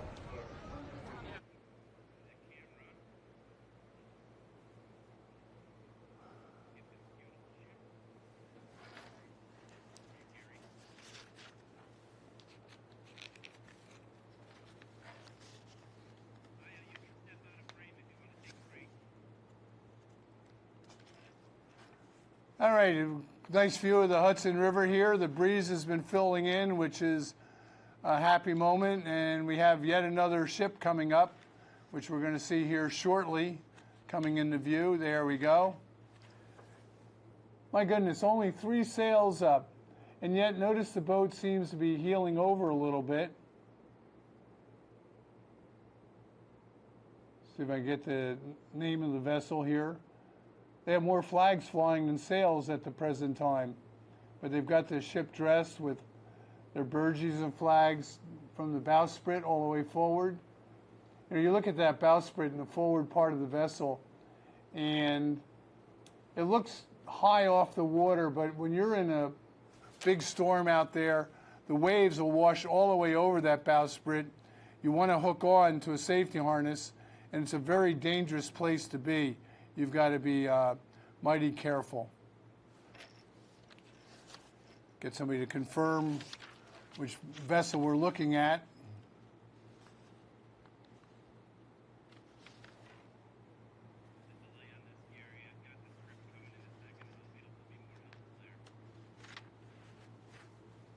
All right, my editorial comment for this vessel is the flags look great.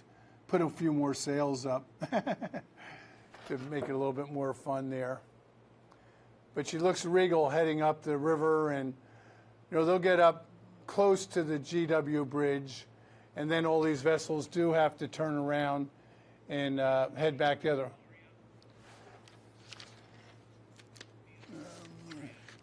So I'm getting word that this is the Ark Gloria.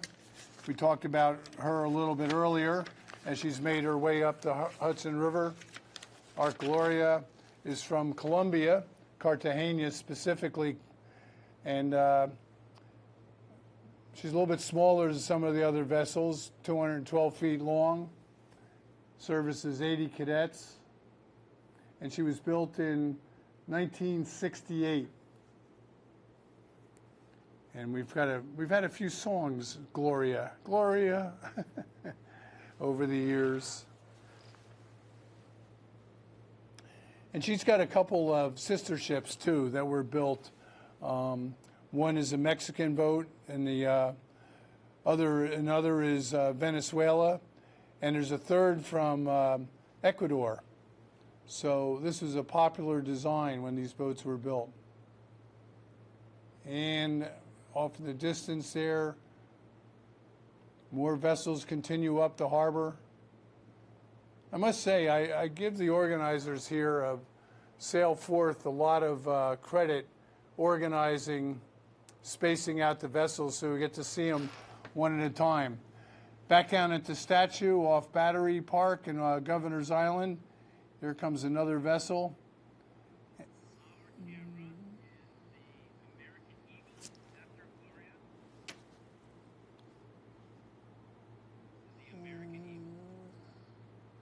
All right, now this vessel here is called American Eagle. How patriotic is that possibly be?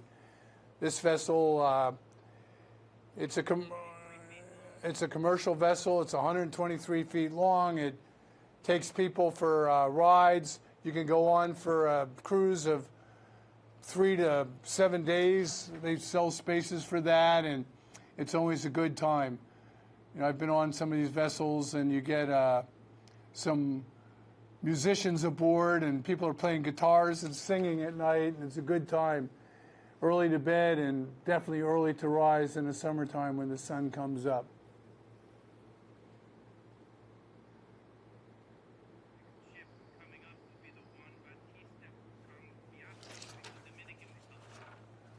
All right, we have a new ship coming up to the shot by the Statue of Liberty.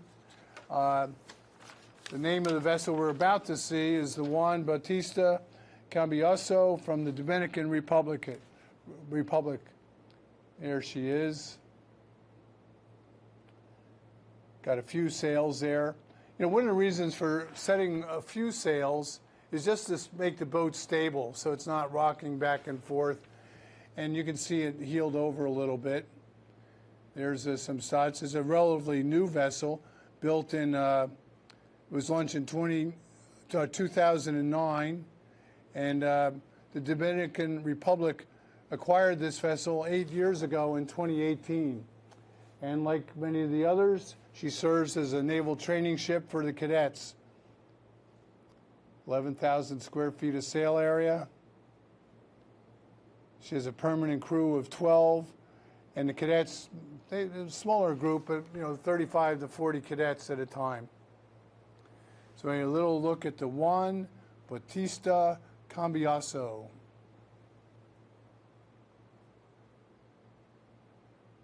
I must say, I'm impressed by the flag. And the fact that the flag is flying tells you the wind is filled in here in New York Harbor as we're getting close to the afternoon. And I mentioned that this vessel was built in 2009, and almost on this very spot where the vessel is right now, you might remember the Miracle on the Hudson when Captain Solly Sullenberger had his U.S. Air jet lose its engines north of the George Washington Bridge. The engines went out because they flew into a flock of birds, and he was a glider pilot as an amateur, and was able to glide his jet and landed smoothly on the Hudson River. The vessel didn't sink. It floated, and miraculously, everybody was saved. And in the process, Captain Sullenberger became a national hero, and a film was done about him, and Tom Hanks played Captain Sullenberger, and when they did this study, they found it was miraculous that he was able to save everybody on that plane. And astounding to me, some of the people that were on that plane took a taxi back to LaGuardia and got the next plane out to Charlotte, North Carolina, where they were originally flying. For me, I think I would have taken the night off and not been anxious to get back on a flight again. All right, back on the water here. A vessel steaming by. This is our shot from Weehawken, escorted by naval vessels. And off in the distance there, just to the left, I don't know if our camera can get back there, but there's a training ship, Empire State 7. The State University of New York Maritime College has a new vessel that was only launched about 3 years ago, and there's several more under construction. Maine Maritime will have one of them, California Maritime Academy, and Massachusetts Maritime Academy will have one of these vessels. And they take cadets out and do training for the Merchant Marine, and many of them end up in the Coast Guard or the Navy after going through that. So it's nice to see that anchored out there in the harbor today. And I might add, I was one of those cadets some years ago. We had a different vessel. It was a World War II troop transport vessel named, drumroll, the Empire State 4. And in the summer times, we would go out and the boat would motor / sail, technically, across the Atlantic Ocean. And here comes the Pioneer. This is a boat that is familiar here for people in New York and the Hudson River that takes people out for rides. It operates out of the South Street Seaport, which it proudly states there on its mainsail, and steaming up the river. This boat was built, well, you can see a long time ago, 1885, I think. 140 years old. That's a lot of maintenance. And if you watch the HBO series Boardwalk Empire, what a great series that was. You had to kind of grip the sofa every now and then. But this vessel appeared in that series, the Boardwalk Empire, several years ago. All right, back to the statue. And coming into view, another of our tall ships. Now, I'm fascinated that different vessels have different sail plans that they put up. And this one's got really cool graphics on every sail. And steaming along majestically past the Statue of Liberty.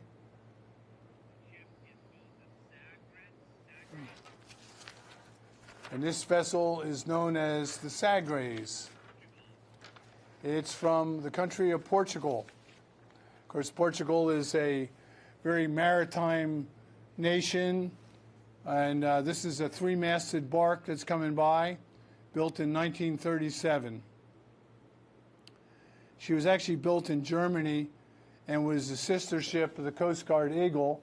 Sail training was important, and she was sold to Brazil, and then eventually Portugal acquired the vessel back in 1961.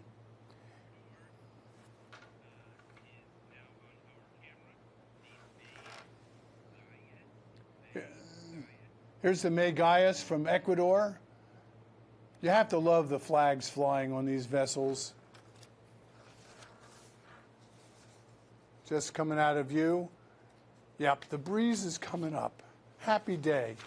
The sailor's delight, getting a little bit more breeze. The Gaius was built in 1978. It's relatively new for some of these ships.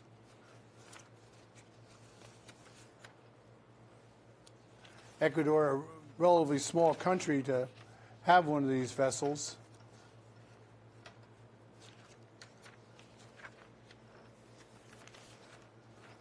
All right, let's go back out in the water. 120 people on board the vessel. There we are back in Weehawken.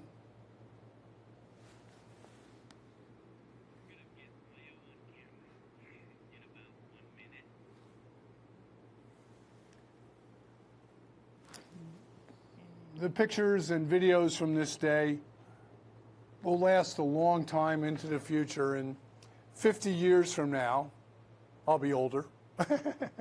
Hope I'm still here, doubt it, but we'll have these pictures to remember this great day. And a little further up the Hudson, vessel steaming by. She's under power. You're not going to go this fast. She's probably steering at about 8 nautical miles per hour now, which has all been designated by the organizers, the Sail Forth group that organized all of this. Whew. They've been in operation almost 4 years now, putting this program together, all to come down to this one day. And happily, a lot of these vessels will be open for tourism over the next few days. So if you want to go aboard, you're able to do that. And then from here, these vessels will head up to New England. They'll be in Boston in July, and several will make stops along the way in New London and New Bedford and Newport, Rhode Island, before making their way to Boston. As we all know, a very patriotic city. Lots happened in Boston in 1776.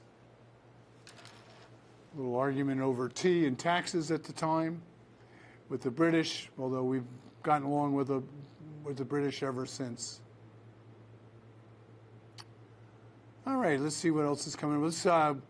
Aya's been studying everything out there and got herself out of the sun for a few minutes. Well, we just had the Ecuadorian tall ship go by, and the music was popping. I was ready to do my salsa. I have loved every single one of the Spanish ships, especially the Colombian ship. Did you see that they had people stacked all the way up to the mast in different colors, and they were waving the entire time? I'm fascinated. Did you wave back?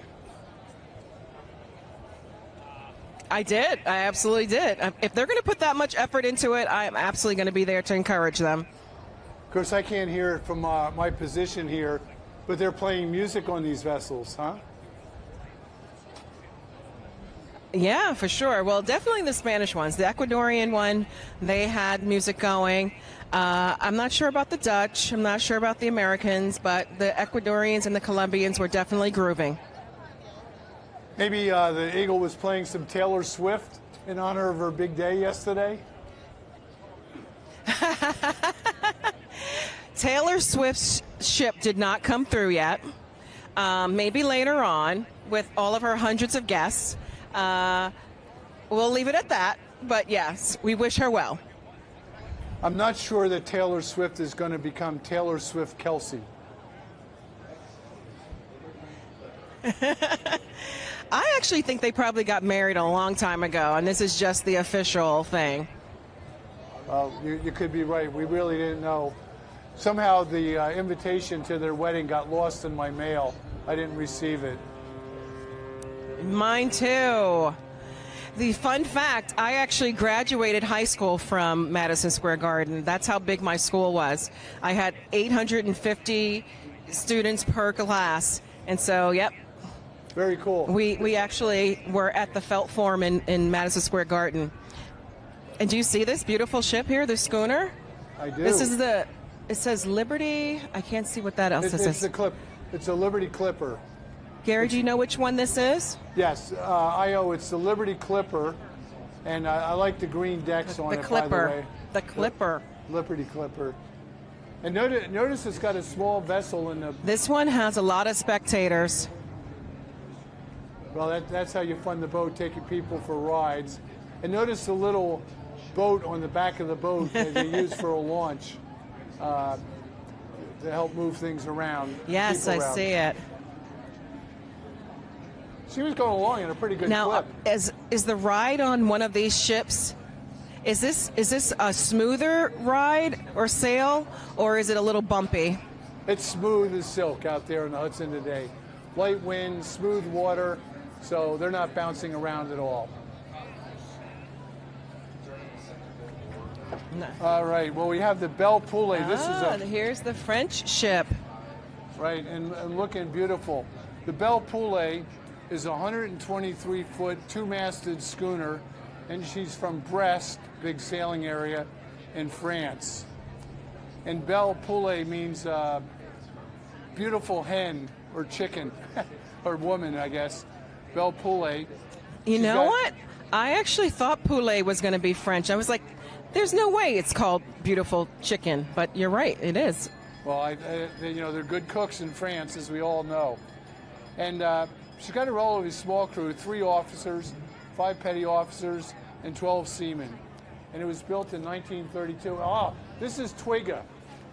This is a very famous yacht. Yeah, and they're waving to us. Well, you wave back, wave for me. Twiga was a Fife-built boat built in Scotland circa 1912. She's from Monaco these days. And kind of cool that they got all the crews sitting down there, all wearing matching hats. 1909, okay.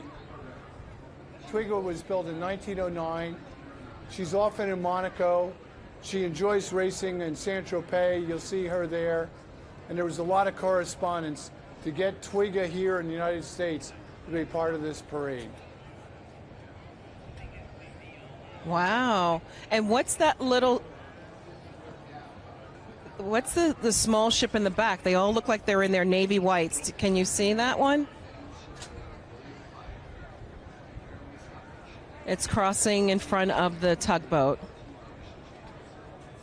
Well, it's a gab-frig sloop. We got a lot of people on it. I like the fact that they're all wearing white.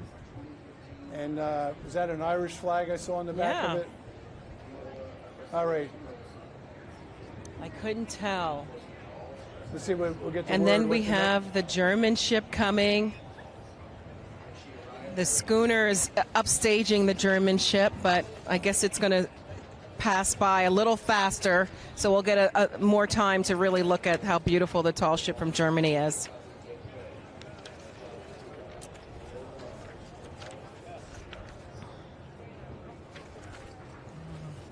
It's not surprising. Can you see it yet, Gary?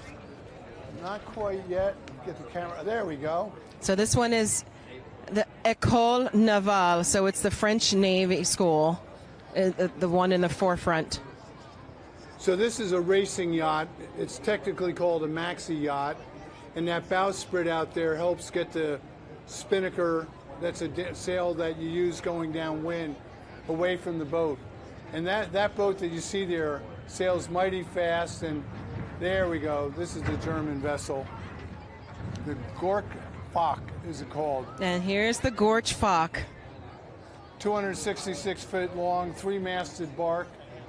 Notice the sails are kind of back there, meaning that the wind is lighter than the boat is going through the wind. She's got a permanent crew of between 80 and 100 people, and it fits a lot of cadets. Somewhere between 140 and 200 cadets can be on there. This vessel was built in 1958, and it replaced a vessel that was built in 1933. And I'm trying to see if there's any. Can you see anybody up the rig there, Ayo? Yeah, there are people at the front and the back of the boat, and it looks more like spectators, and I don't see many crew, but they may not be dressed formally. Oh, and Gary, once the parade is over and they've done their summer run, what's the storage of these ships like, or do they stay active all year round?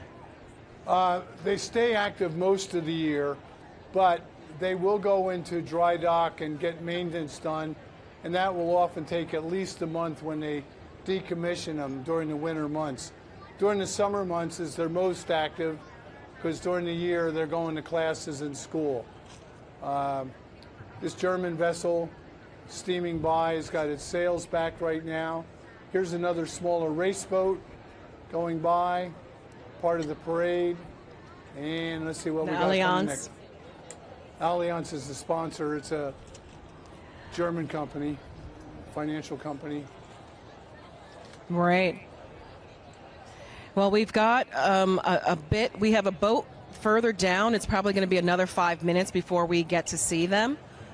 So you might have something better on your end that you're seeing from the Statue of Liberty vantage point. All right, very good. Well, we'll shift cameras back down to the Statue of Liberty and what's sailing by here. You must admit the spectators are getting a good view of a lot of different vessels steaming by, all with a little bit different personality, different amounts of sails up, different amount of wind, and all good fun. You got to think that for these countries that have sent boats here, I think there's 22 countries that have vessels that are joining us here today to celebrate the 4th in New York Harbor. What a thrill for them. You know, we talked to some Norwegian sailors earlier, and we met some of our people from the Coast Guard and from the Army. And, you know, most of this work is done out of the sight of the public, and people don't see what they do. And these vessels, you know, you're on the seas, and it's rare you see another boat when you're crossing an ocean. But now, to be here with so many other crews, and I'm sure that after the parade today, a lot of sailors will end up in the same spot and get to know each other. And it's a lot of camaraderie. People will make friendships, and they'll last forever. You know, they might meet 30 years from now. Oh, I was in the parade too. What vessel you were on? Well, I was on the Esmeralda. Oh, well, I was, you know, so there'll be some good memories here from today.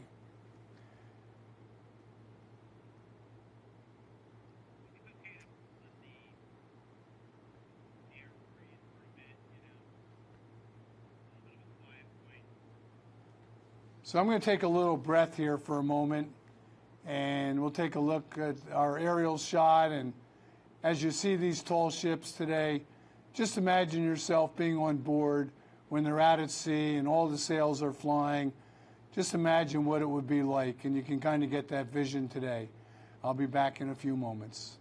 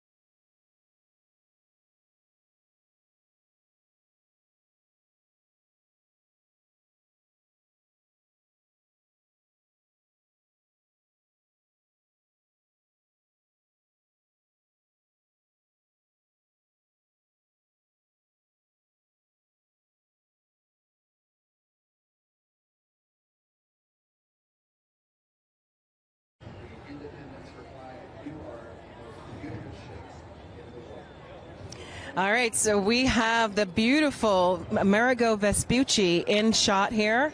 It's crossing at the most amazing timing. So as you can see, the hull is painted black and white. It is considered the most beautiful ship in the world, and it is sailing with the Italian flag up, and you can see the sails. If you look, you can see all along the top, all the way to the top of the mast, sailors at every level. They're not waving right now, but they're on station, and it's just an incredible parade of a sailor ship to be able to stand that high for that long, because I'm sure they're going to be there like that through the whole run of the Hudson River.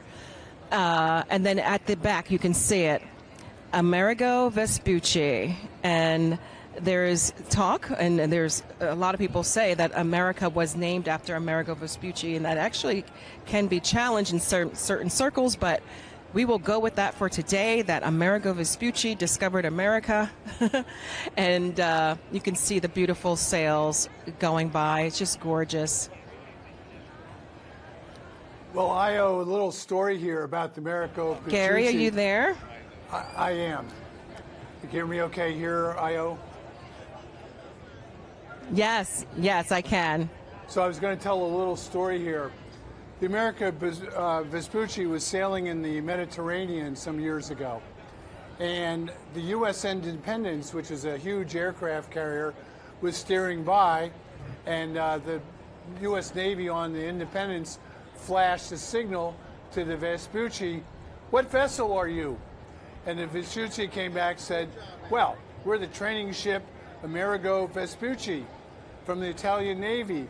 And the Independence replied, "Well, you are the most beautiful ship in the world." So anyway, I think the Italian Navy loved the response by the U.S. Navy about the Amerigo Vespucci as she sailed by. And that happened in 1962. And in 2022, the Amerigo Vespucci was sailed by the American aircraft carrier U.S. George H.W. Bush, which saluted the ship and commented, "You are still, after 60 years, the most beautiful ship in the world." So a nice story between the U.S. Navy and the Italian Navy. Gary, is this one of the 5 sister ships? She's not. She's a little bit bigger than the others, and launched in 1931, and was in continuous service until during World War II she wasn't.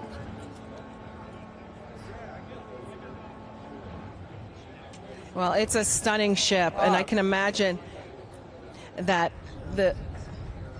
that's a little schooner that's going by. Yeah, that's the Adirondack.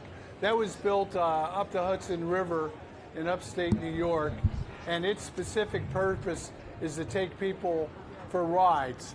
And the Adirondack has a sister ship up in Newport, Rhode Island, and a couple of them named the Woodwind 1 and the Woodwind 2 that are down in Annapolis, Maryland. She's 74 feet long, and under the Coast Guard, she's allowed to take 14 passengers along with the professional crew, which is usually 3 or 4 people. Very popular boats here in New York and Newport and Annapolis, Maryland. Gary, I read something about the 5 sister ships. Tell me about those ships and what the significance of that name means. Well, the 5 sister ships were built in Germany in the mid-1930s, and Adolf Hitler believed in sail training, and he did a couple things. He had 5 tall ships built.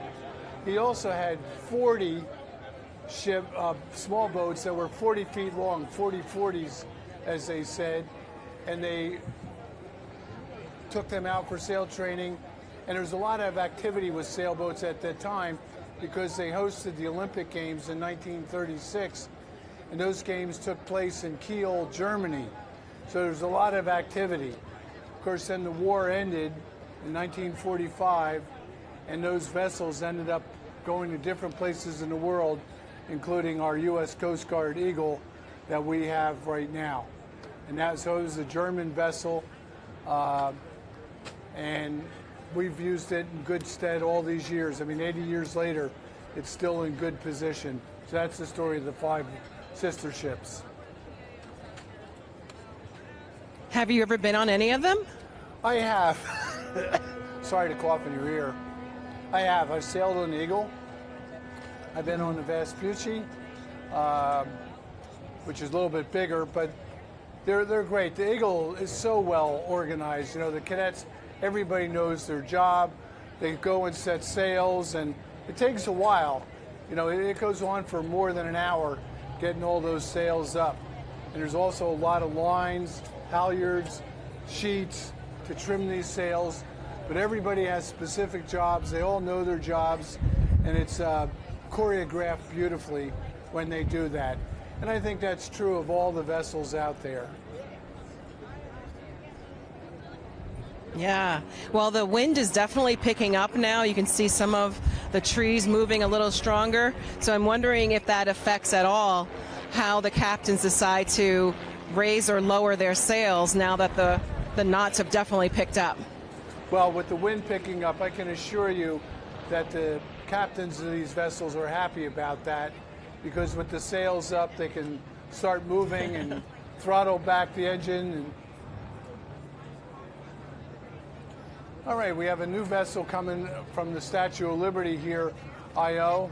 It's from Uruguay, and I think they had a good run in the soccer. Let's see, we're going to see it here just in a minute coming up to the statue. Literally, which actually is our actual literally what we're here for, yeah. We're not just trying to make the best coverage. All right, the Miranda.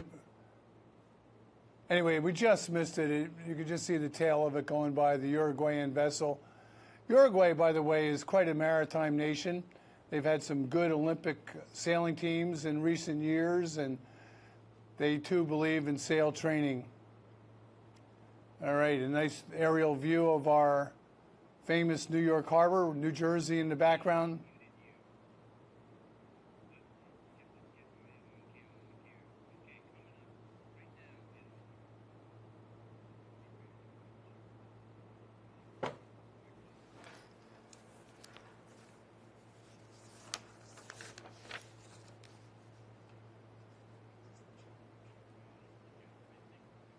Is it the India ship?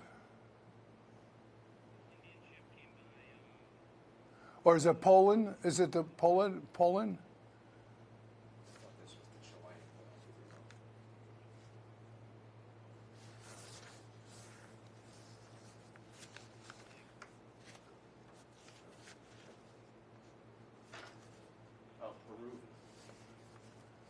Isn't that the Polish flag?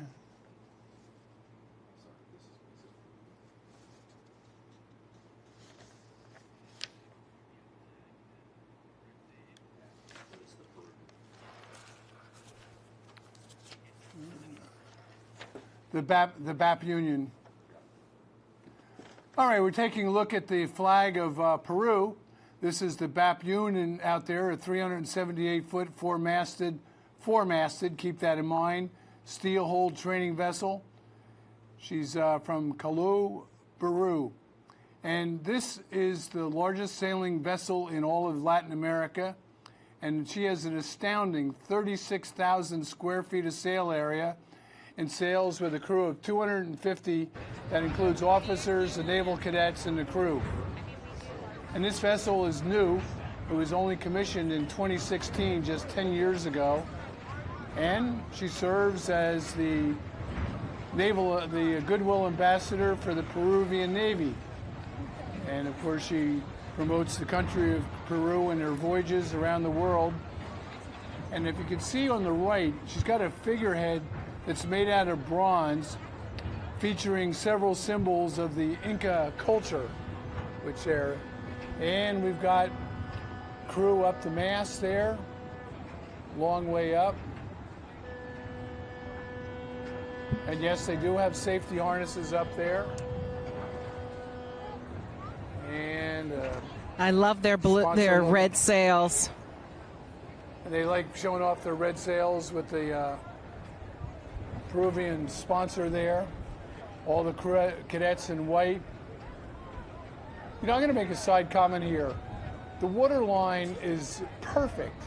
You see the black that keeps barnacles from growing and keeps the steel hull from rotting, but it's just perfectly painted on, which speaks volumes that this boat is well maintained. But as I mentioned, it's only 10 years old, just barely getting itself rolling. And like the other vessels, it's got a gigantic flag, the Peruvian flag flying in the background. I think Peru's just had an election, by the way. A lot of activity down there, down in South America. And they Gary, have more yard arms than some of the other boats. How the... Gary, can you hear me? Yes.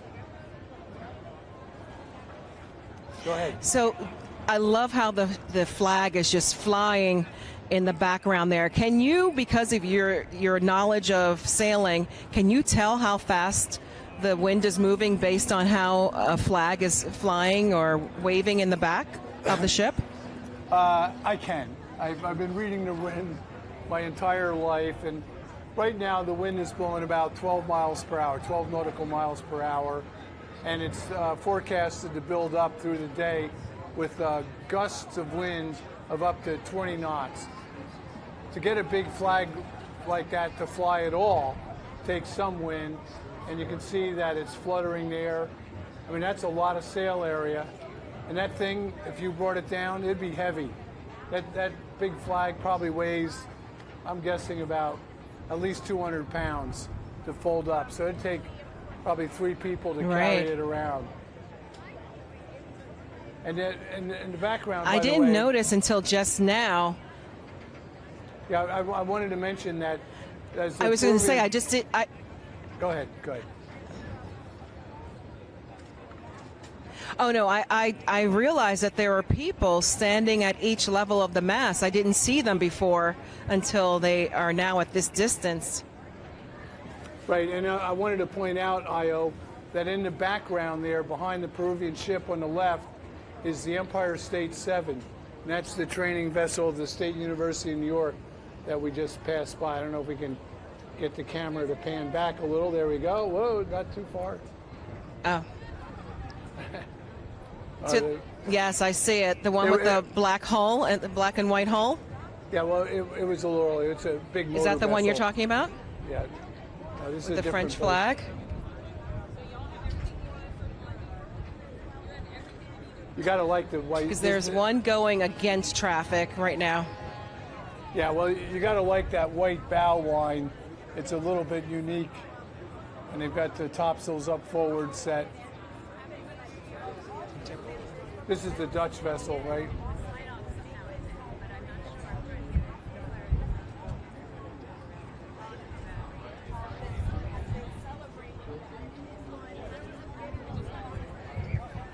We have a tugboat pulling out, the Roderick McAllister. And I guess some of the tugboats are crucial also to these parades of ships, right? Some ships will need a little extra help, or not generally. What do you think? Oh, no, they enjoy all the help they can get. These bigger vessels pulling into port is a big project, and so having a tugboat get you into port is good. It's a lot easier if you just anchor out like over in Galveston or in Sandy Hook Bay the other day. They just throw the anchor out in designated places. All right, what do we have here in the background? And now we have a smaller schooner. Yeah, so this is Tabor Boy. Tabor Boy is a training vessel for the Tabor Academy that's up in Marion, Massachusetts. It's a co-ed prep school for high school kids, and they send their students out in the summer on the Tabor Boy.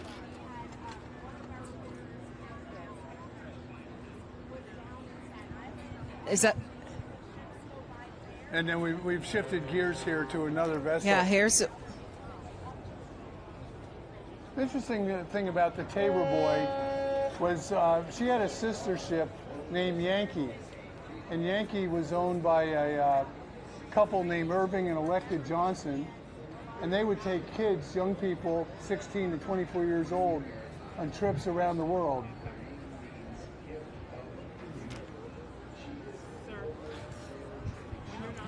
All right, we're switching around fast here. I think we're coming up to a Polish ship. Is that the Polish ship right here? With the flag, it says 1926 to... Yeah, the Polish ship Dar Molodeci, I'm probably not pronouncing it exactly right.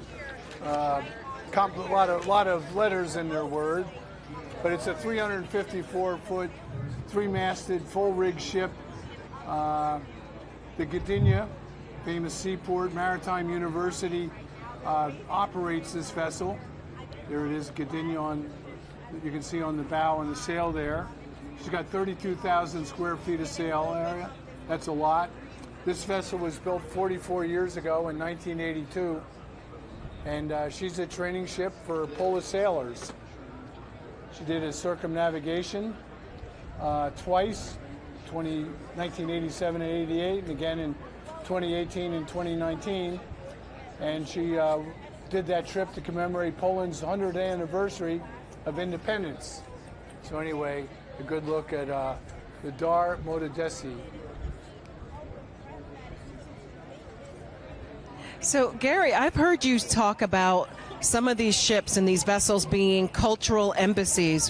What exactly does that mean?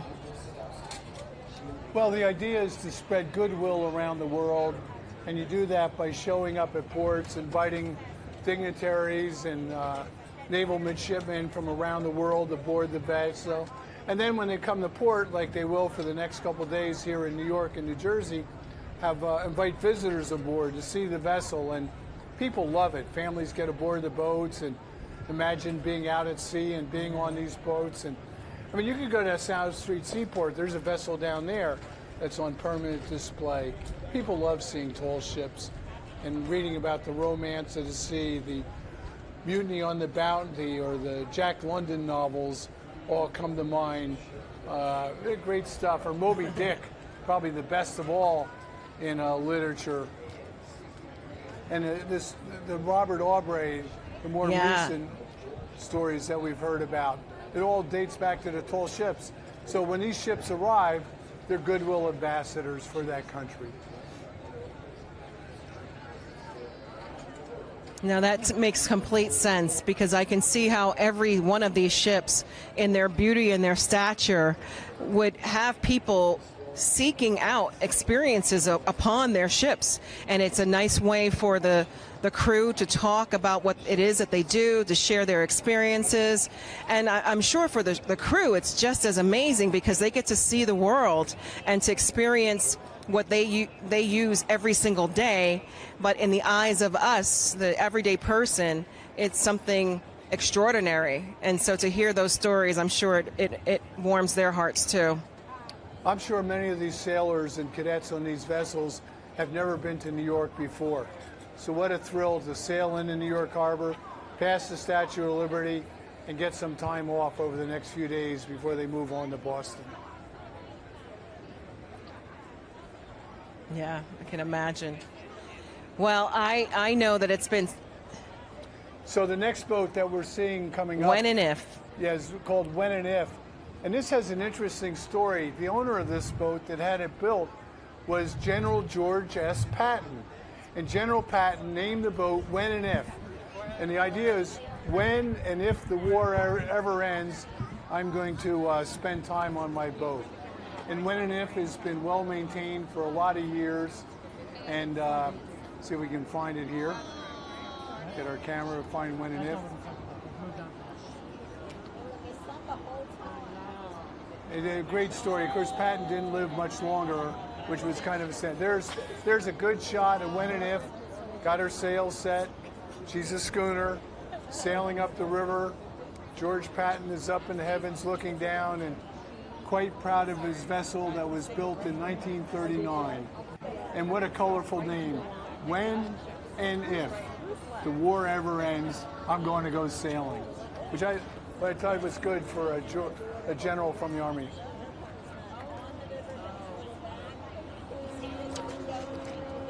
All right, making its way up the river. We saw a little bit earlier by the Statue of Liberty. The vessel from Portugal is going to come into view. The Sagres is its name. Here she, get her camera. There she is. The NRP Sagres from Portugal, built in 1937. She is one of the 5 sister ships that Ayo was talking about earlier.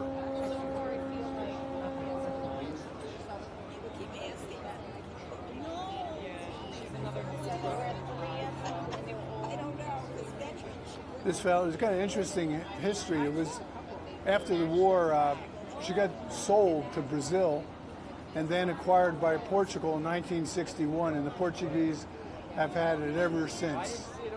And she was renamed the Sagres and became the primary naval training ship ambassador for the Portuguese Navy. And the cool thing is the distinctive square sails feature Christ's cross on the fore and main mast.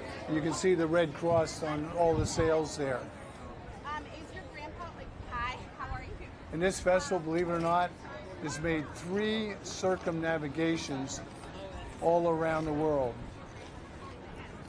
And keeping in mind that it was built in 1937, Franklin Delano Roosevelt was just inaugurated to his 2nd term. The novel Mice and Men was published. The Nazis were in charge over in Germany, and the Hindenburg, in a town near where I grew up in New Jersey, exploded in Lakehurst. And at the same time, the Golden Gate Bridge was open in San Francisco.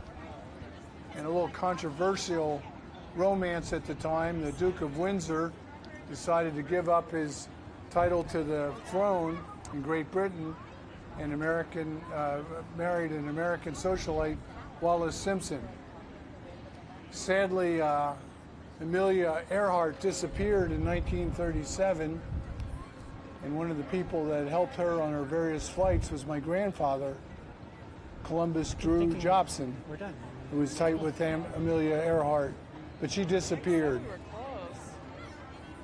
And an American vessel was sunk by the Japanese that year, which was a little harbinger that we would be having a war with Japan 4 years later in 1941 when they attacked Pearl Harbor. So all that was going on when this German vessel was launched in 1937. And here she is in 2026, a proud vessel sailed by Portuguese with the Christ cross proudly being displayed on all the sails in this vessel.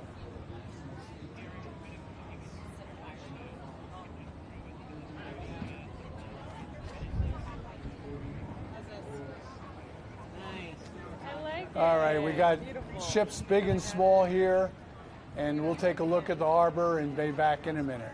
Oh, yeah. Hold on. Your lenses are pretty small. They're staying on your just out of the oops. Thank you. They're just doing the shot of the boat right now, so.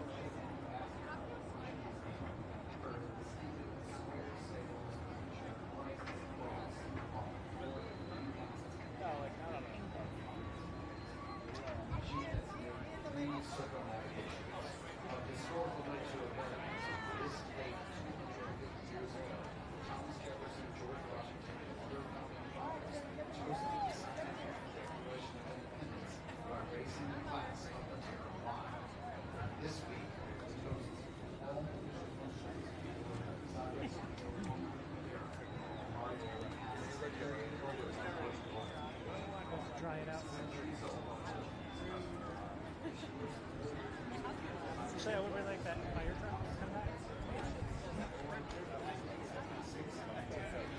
Okay. We done? I don't know. There's one more Give you there. No, I sign off? no because we didn't even do this one. The We soccer. talked about it in the station, inside.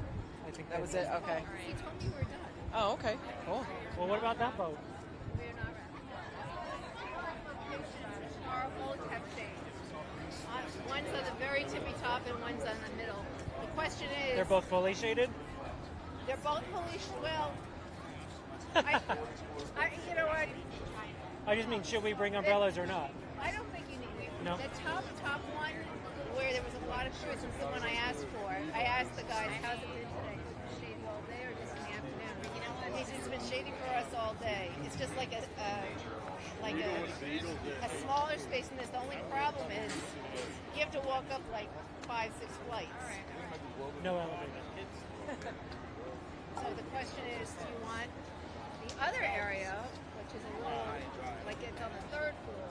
Yeah, but we just do it once, right? Climb it once. Folks, there should be 2 more ships, I think. Do you guys have preferences? Like, how bad is the stairs going to get you? Like, if I'm you not ever- carrying all of this on myself. I Well, can't. I have shots of it, so I can show you what they look like. Sorry, there's 2 ships left. I think this is Romania, and then Spain will be the last one. That makes sense. Thank you. Am I saying? Lauren. Lauren. They must. Lauren. I'm sure they will have you do some form of a wrap, but it'll be after the last shift, so we have some time.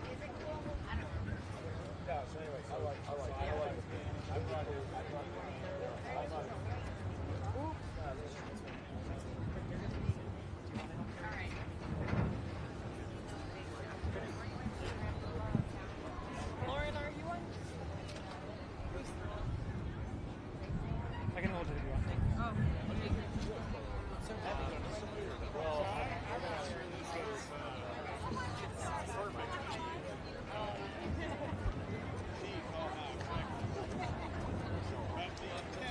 And we're live on Twitch.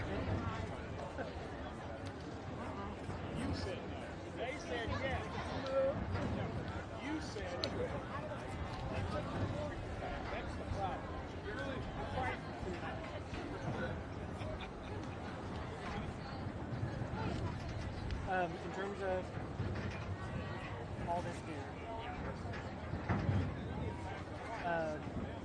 how do you want to work getting it from me to you, because I'm not coming back that way? So at some point it has to be you have to take the live view and all the batteries. Yeah, I'll drive tomorrow and bring my cart, and at the end of the day, I'll just shoot on my cart, I guess. And you'll just take my case and then we'll get it back. It's my case, and it's my case, and also one of my mics, which is fine for turn. Welcome back. I'm Gary Jobson here watching the Tall Ships Parade in New York Harbor. It's been quite a day with one vessel after another going by. A lot of history, a lot of goodwill with countries from around the world. Our next vessel here is an NMS Marcia. This boat is from Romania, built in 1938. It has 140 cadets and a crew of officers and a working crew of about 60 to 80 people in addition to the cadets. And as she steams up the Hudson River here, with somebody's hat getting in front of our camera, she's got about a third of her sails set, looking majestic, all white. The crew all in uniform, looking good, proudly flying the Romanian flag on the aft part of the vessel. You know, I think I want to be the supplier of the flags for these vessels. Okay. They're all big, a lot of cloth, a lot of different colors. They've all got to be perfect, and they all got to make their vessels. Somebody had a good business putting those flags together. So as we take a look at Marcia, I'm here, Marcia and Beer, it's so beautiful. Ayo, from your vantage point, are you able to see this vessel, and how you doing out there in the sweltering heat? Ayo? Well, I had to add the hat to the mix because it is definitely getting hotter, almost like yesterday. And so the brim of the hat, hopefully you can still see my face, but it gives me a little bit of reprieve from the sun. Well, I think the hat looks good, and it gives your face a reprieve from the sun. It looks incredibly stylish compared to the boat behind you, which also looks stylish. Yes, isn't this? This is the Mucia from Romania. It's so gorgeous. Look at this. I think we're almost. Oh, did you hear them cheer? Oh, look at that.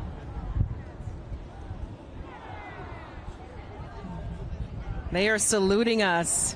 Well, make sure you wave back.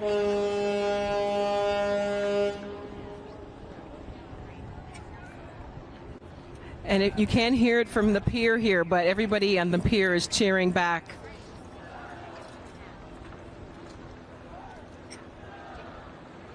Well, by my count, they have probably about 240 cadets, officers, and probably a few passengers on top of that, and a few people up the rig.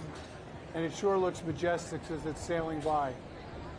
Good on the Romanian vessel, and I love the yellow. Incredible. Half part of the boat.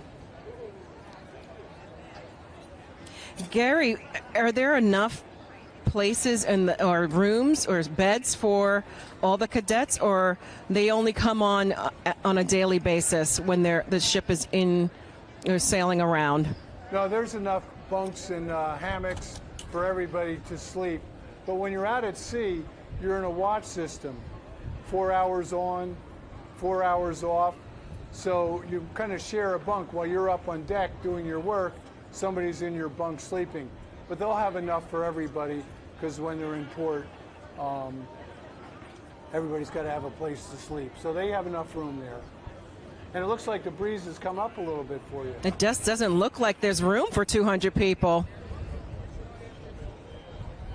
They're squeezed in pretty good down below.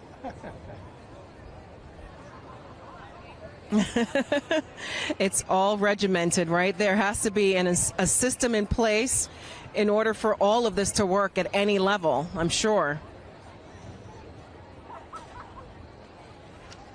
All right, well, it's been quite a day here. We'll see what other vessel is coming along over your shoulders.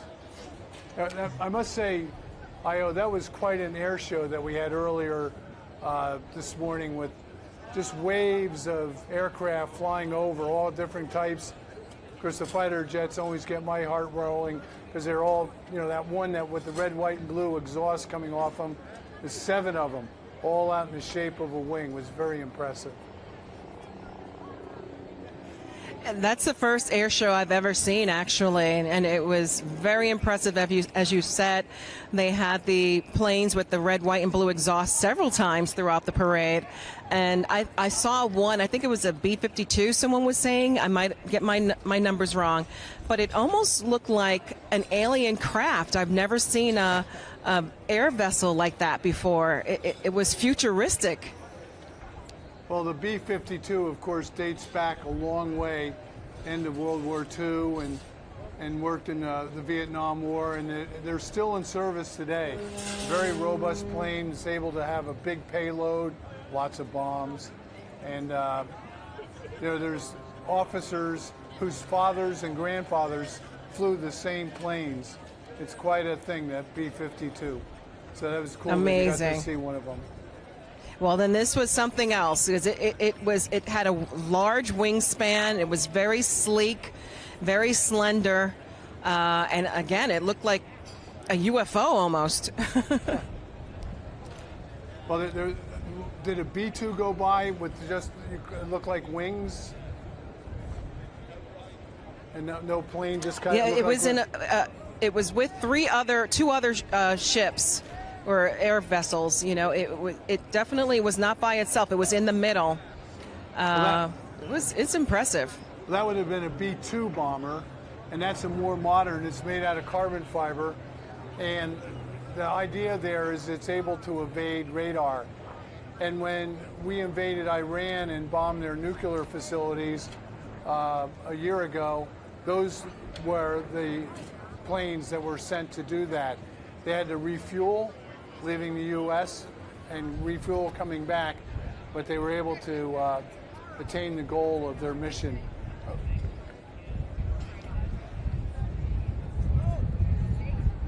So, Ayo, we'd like to thank EarthCam here for all the cameras that they provided us and great views from Weehawken, from the Statue of Liberty, from Governor's Island, up where you are by the Intrepid. A lot of great shots, and we're going to continue our coverage tomorrow, and the day after that we'll have a deeper dive into some of these boats and vessels and talk to some of the people, and we have some interesting interviews to go along.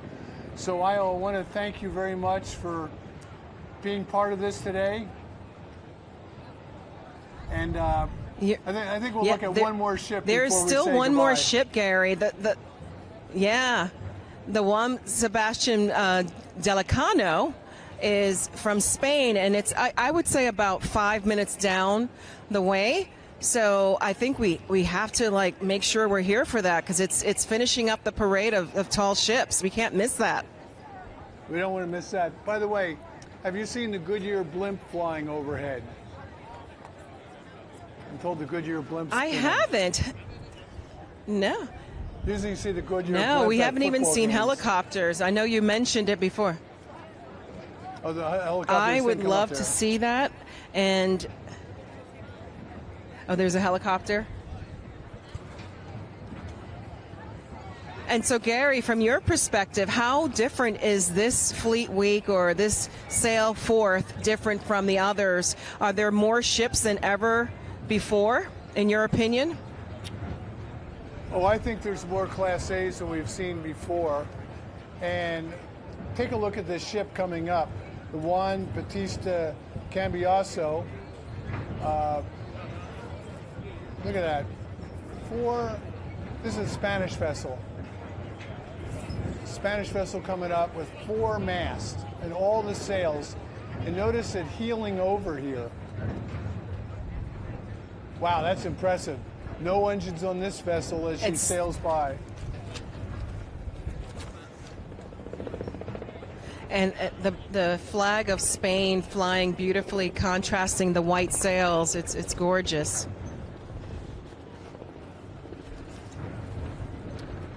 Gary, which boat are you most excited to visit if you haven't already visited all of them? Well, I haven't visited all of them, that's for sure. I'm intrigued by the Americo Vespucci. You know, the fact that 60 years apart, the U.S. Navy said you're the most beautiful ship in the water, and 60 years later, you're still the most beautiful ship in the water is pretty impressive. Anyway, some stats here. 1928 from Spain. And, I think this is the first ship that we've seen with every single sail up flying. And those sails have different names. The top ones are called the skysails. That's the mast all the way on the right side of the screen. And below that are the royals, and then the gallants, and then you have the mainsails. Anyway, all the cadets on these boats have to memorize the names of the sails, and more importantly, how to operate them, how to trim them in. And with the wind coming from the side, this boat is on a reach and sailing along beautifully right now. How many crew members would you say would be on this ship? Well, they'd have on the vessel almost 200 when you add the cadets. 200 as well. Yeah, or closer to 300 if you all the officers and people that work on the boat and the midshipmen. It's the 3rd largest tall ship in the world, built in Cadiz, Spain in 1928. And this vessel has traveled 2.3 million miles in her lifetime. And she has a sister ship, the Esmeralda. And is it always Chile. And Gary, I was going to ask, is this always the last ship in the parade of ships, just like the U.S. Coast Guard Eagle is the first? That I don't know, but it sure seems special to have a four-masted vessel. And Ayo, standing there with your hat and that vessel perfectly bracketed behind you, you and the ship make a beautiful sight, that's for sure. You know, and you think about it, this vessel built in I was going to tell you, in 1928, and that was the first year that a non-stop airplane flew from Europe to North America. Pretty cool. And Sir Alexander Fleming, amazing, invented penicillin, and it was the first company to mass produce radios for cars. Little did they know what they started there, huh? And Stalin got rid of Trotsky as leader of the Soviet Union. All that happened in 1928. Well, we're looking at, right, 1928, long before I was born, and I'm sure you weren't born yet either. No, I was a long way off from that point. And also, a novel came out, a famous novel about World War I that you probably heard of, All Quiet on the Western Front, was published for the first time. Western Front, yes. Yep. I was born, let's see. Well, we are looking at the end of an incredible, oh, sorry. I'm good. 19. Yeah. 1950 was my birthday. Okay. You're young. All right, well, I'm going to wrap it up. Gary, I just want to thank you for being the host of this and giving such knowledge and experience to what we're seeing on camera here and in live on the Intrepid Pier. This is the first time I've ever been a part of being able to watch the stellar, tall ships just sail by up the Hudson River. I feel incredibly blessed and very fortunate that you were here to help educate all of us about the significance of today and the tall ships that are in the parade. Well, Ayo, thank you very much. You did a great job on the pier. I'm sorry I stepped on you a few times with my commentary because there's a little delay between the two of us. And the good news is we'll be back here tomorrow and the day after that with a little deeper dive of some of these tall ships around the harbor. We've got some interesting interviews to share with you and some features. We've got a lot more to go over the next couple days. But happy July 4th, everybody, for Sail Forth. I'm Gary Jobson. Thank you very much for being with us, and we'll see you tomorrow.